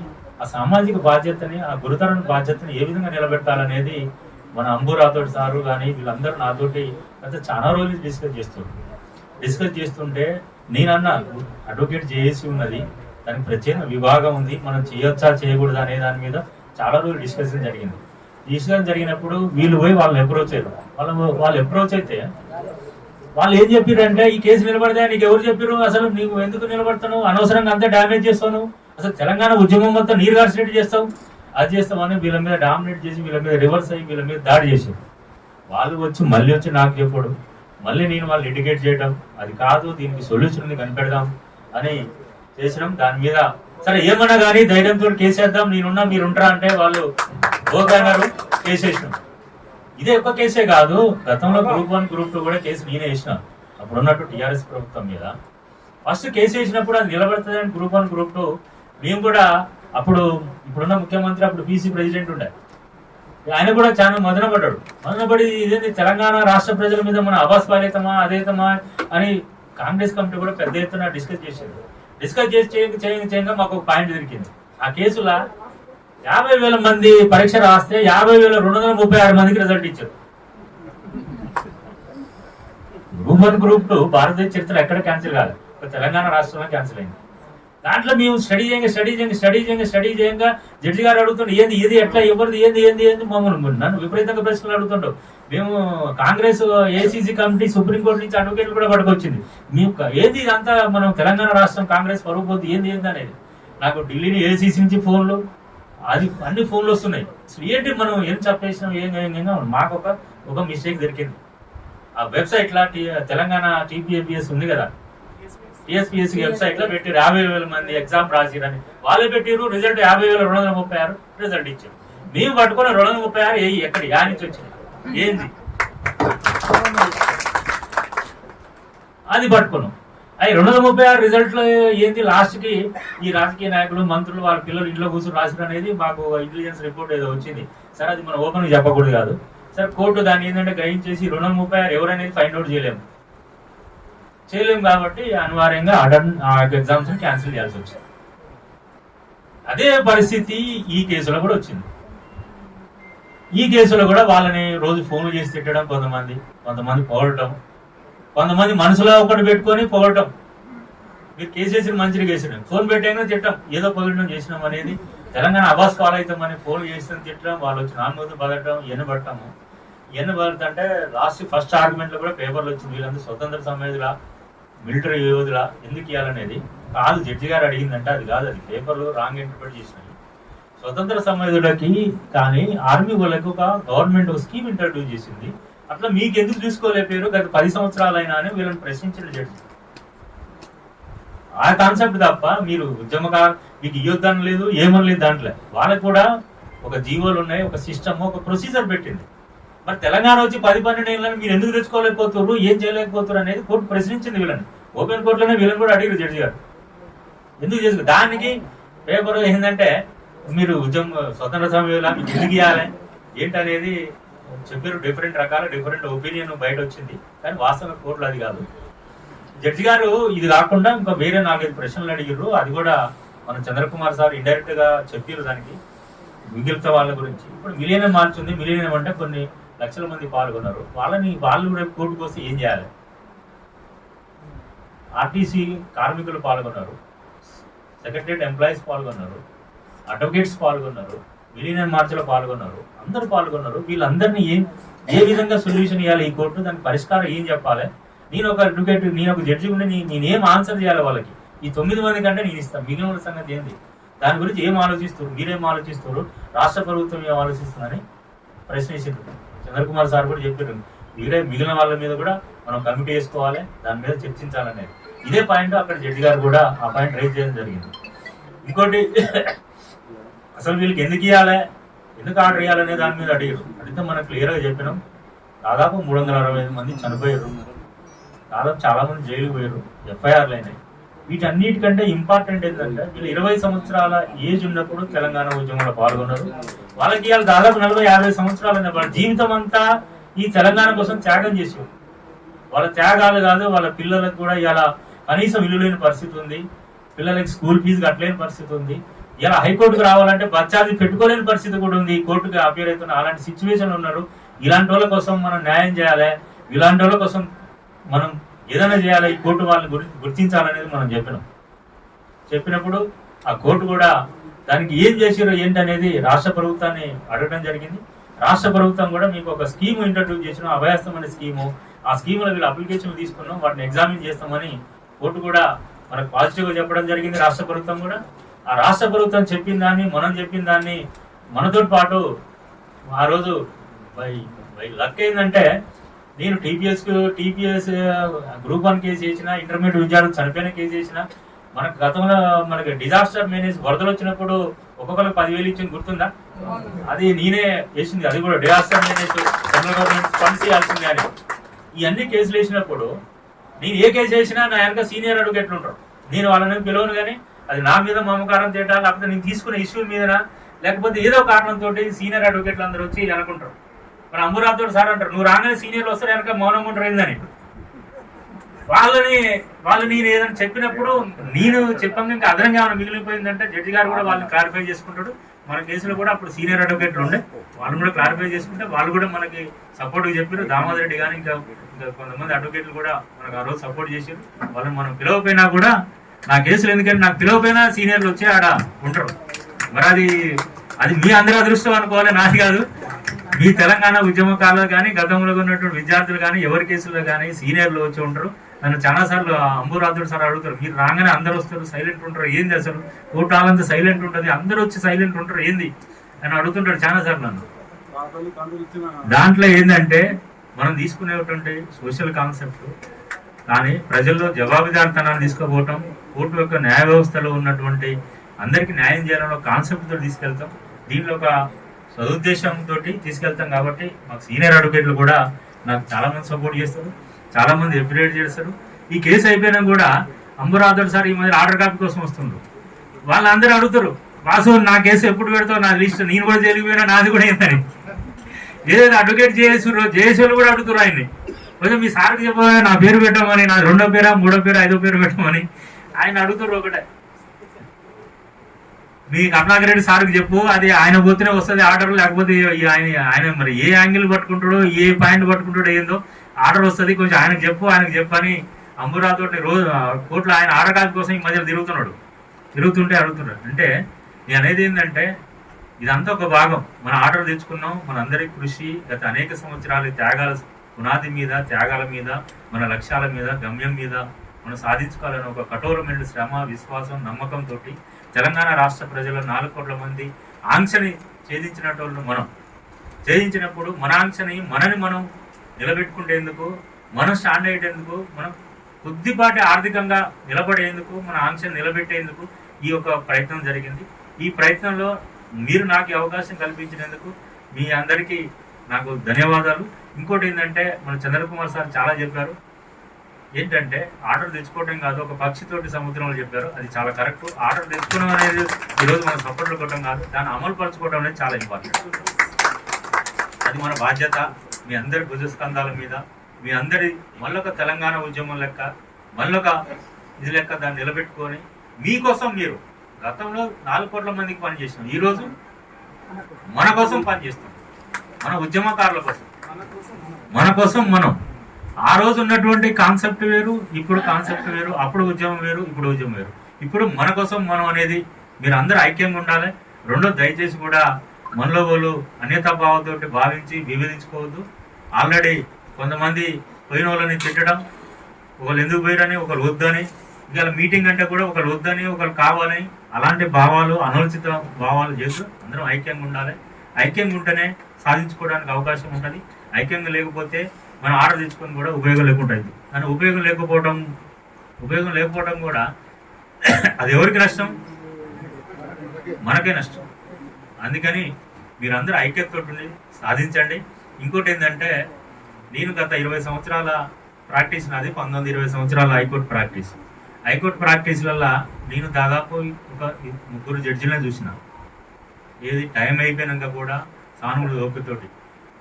ఒకటే అప్పుడు సుభాష్ రెడ్డి గారు మనకు ఆర్డర్ ఇచ్చిన జడ్జి గారు ఉండే, ఆయన కూడా ఎక్కువ టైం తోటి చేస్తుండే. అప్పుడు నేను అప్పుడే ఎంటర్ అయిన ప్రాక్టీస్లకి. తర్వాత నేను ప్రాక్టీస్లకు వచ్చినాక ఏదైతే మనకి ఈ ఆర్డర్ ఇచ్చిందో అదే కోర్టులో చంద్రకుమార్ సార్ గారు కూర్చునేది. ఈ సార్ కూడా 7, 8, 9 గంటల వరకు కూడా జడ్జిమెంట్లు ఇస్తుండేది. నేను కొత్త అప్పుడే లెర్నింగ్ నేర్చుకుంటానా, నాకు అంత ఇది లేదు. మేము కూడా ఏదో పోయి సగం చదవక ఏం చెప్పినా కూడా సార్ పోనీ అని ఏదో ఆర్డర్ ఇస్తుండేది. అంటే ఇలాంటి జడ్జీలు ఉన్నప్పుడు చాలా మంది మాలాంటి యువకులు ప్రాక్టీస్లో స్టాండ్ అయ్యారు. ఇవాళ మేము స్టాండ్ కావడానికి కారణం, మా కేసులు రావడానికి కారణం అంటే ఇలాంటి ఉన్నతమైనటువంటి భావం ఉండి, సమాజం మీద అంకిత భావం ఉండి, సమాజానికి ఆ ఉన్నటువంటి చైర్ని, ఆ పవర్ను ఉపయోగించుకొని ఇవాళ నిలబెట్టడం వల్లనే ఇవాళ హైకోర్టులో మొన్న మా ఎన్నికల్లో మా ఓటింగ్ ఎంత అంటే 10,000 దాకా ఉంది. ఇవాళ 10 మీద ఇలా అడ్వకేట్లు హైకోర్టులో ప్రాక్టీస్ చేస్తున్నారంటే దానికి కారణం ఎంత లిబరల్గా ఉండి, ఎంత మానవత్వంతో ఉండి, ఎంత హృదయ స్వభావంతో ఆర్డర్లు ప్రజలకి అందిస్తేనే ఇవాళ అంతమంది అడ్వకేట్లు స్టాండ్ అయ్యారు. వాళ్ళందరి జీవితాలు, కుటుంబాలు నిలబడ్డాయి అంటే ఇలాంటి న్యాయమూర్తులు, ఈ వ్యవస్థ ఉండబట్టే మనం ఇవాళ ఉండగలిగింది. అదే ఇవాళ మనకి ఆర్డర్ ఇచ్చినటువంటి విజయసింహ రెడ్డి గారు కూడా ఇప్పటికీ మొన్న శుక్రవారం నాడు అంపురాథోడ్ గారు జడ్జి గారు 7 గంటలకు దిగిపోతే సంతకం పెడితే ఆర్డర్ తీసుకోవాలి మా చంద్రకుమార్ సార్కి ఇవ్వాలని విపరీతమైన ప్రయత్నం చేసిండు. ఆ జడ్జి గారు 9:45 వరకు కూర్చుండు, రాత్రి 10 గంటల వరకు దిగలే. ఆయన అప్పుడు సంతకం పెట్టకుండా అప్పుడు ఆకలి అవుతుంది వెళ్ళిపోయాడు. పొద్దున 10:30కు బెంచ్ ఎక్కి రాత్రి 10 వరకు దిగలే పరిస్థితి. ఈయనేమో ఒకటే మా చంద్రకుమార్ సార్కి నేను ఆర్డర్ చదివియాలా ఒకటే తాపత్రయం, ఆత్రయం. అటెండర్కి ఫోన్ చేయ, ఈయనకు ఫోన్ చేయ, ఇదే పని ఆయనకి. నేను కూడా 7 గంటల వరకు ఉన్నా కదా సార్, నాకు ఓపిక లేదు, నేను పోతానని చెప్పి వచ్చి నేను ఉంటాను. అది పరిస్థితి. అంటే కోర్టు టైం 4:15 వరకే. 4:15 తర్వాత కూడా 10 వరకు పనిచేయటం అంటే ఎంత హృదయమైనటువంటి స్వభావం. నేను అప్పుడు చంద్రకుమార్ సార్ కూడా 9-10 గంటల వరకు చేస్తుంటాడు. అంటే ఇలాంటి న్యాయ వ్యవస్థ ఇంకా పనిచేస్తుంది మన దేశంలో. న్యాయ వ్యవస్థ అనేది చాలా ఇంపార్టెంట్. మన దేశంలో ఒకటి రాజకీయంగా చేసే ప్రధానమంత్రులు, ముఖ్యమంత్రి వ్యవస్థ ఒకటి. రెండోది ఏంటంటే ఎగ్జిక్యూటివ్ వ్యవస్థ, అంటే అధికారులు పనిచేసేది. మూడోది న్యాయ వ్యవస్థ. ఈ రెండిట్లో ఏది జరగకపోయినా మనకి ఆల్టర్నేట్ వచ్చేది ఇది. ఇంకోటి ఏంటంటే న్యాయ వ్యవస్థ ప్రధానంగా నిజాయితీ ఉన్నటువంటి ఆనెస్ట్ పీపుల్స్కి అండగా ఉండేది న్యాయ వ్యవస్థ. నిజాయితీ ఆనెస్ట్ పీపుల్ అంటే పేదలు, మధ్యతరగతి పేదలు, వీళ్ళే నిజాయితీ పీపుల్, అవునా కదా? ఈ నిజాయితీ పీపుల్కి, మధ్యతరగతి ఆనెస్ట్ ఫెయిర్ పీపుల్స్కి అండగా ఉండేది ఏంటంటే ఒక న్యాయ వ్యవస్థే.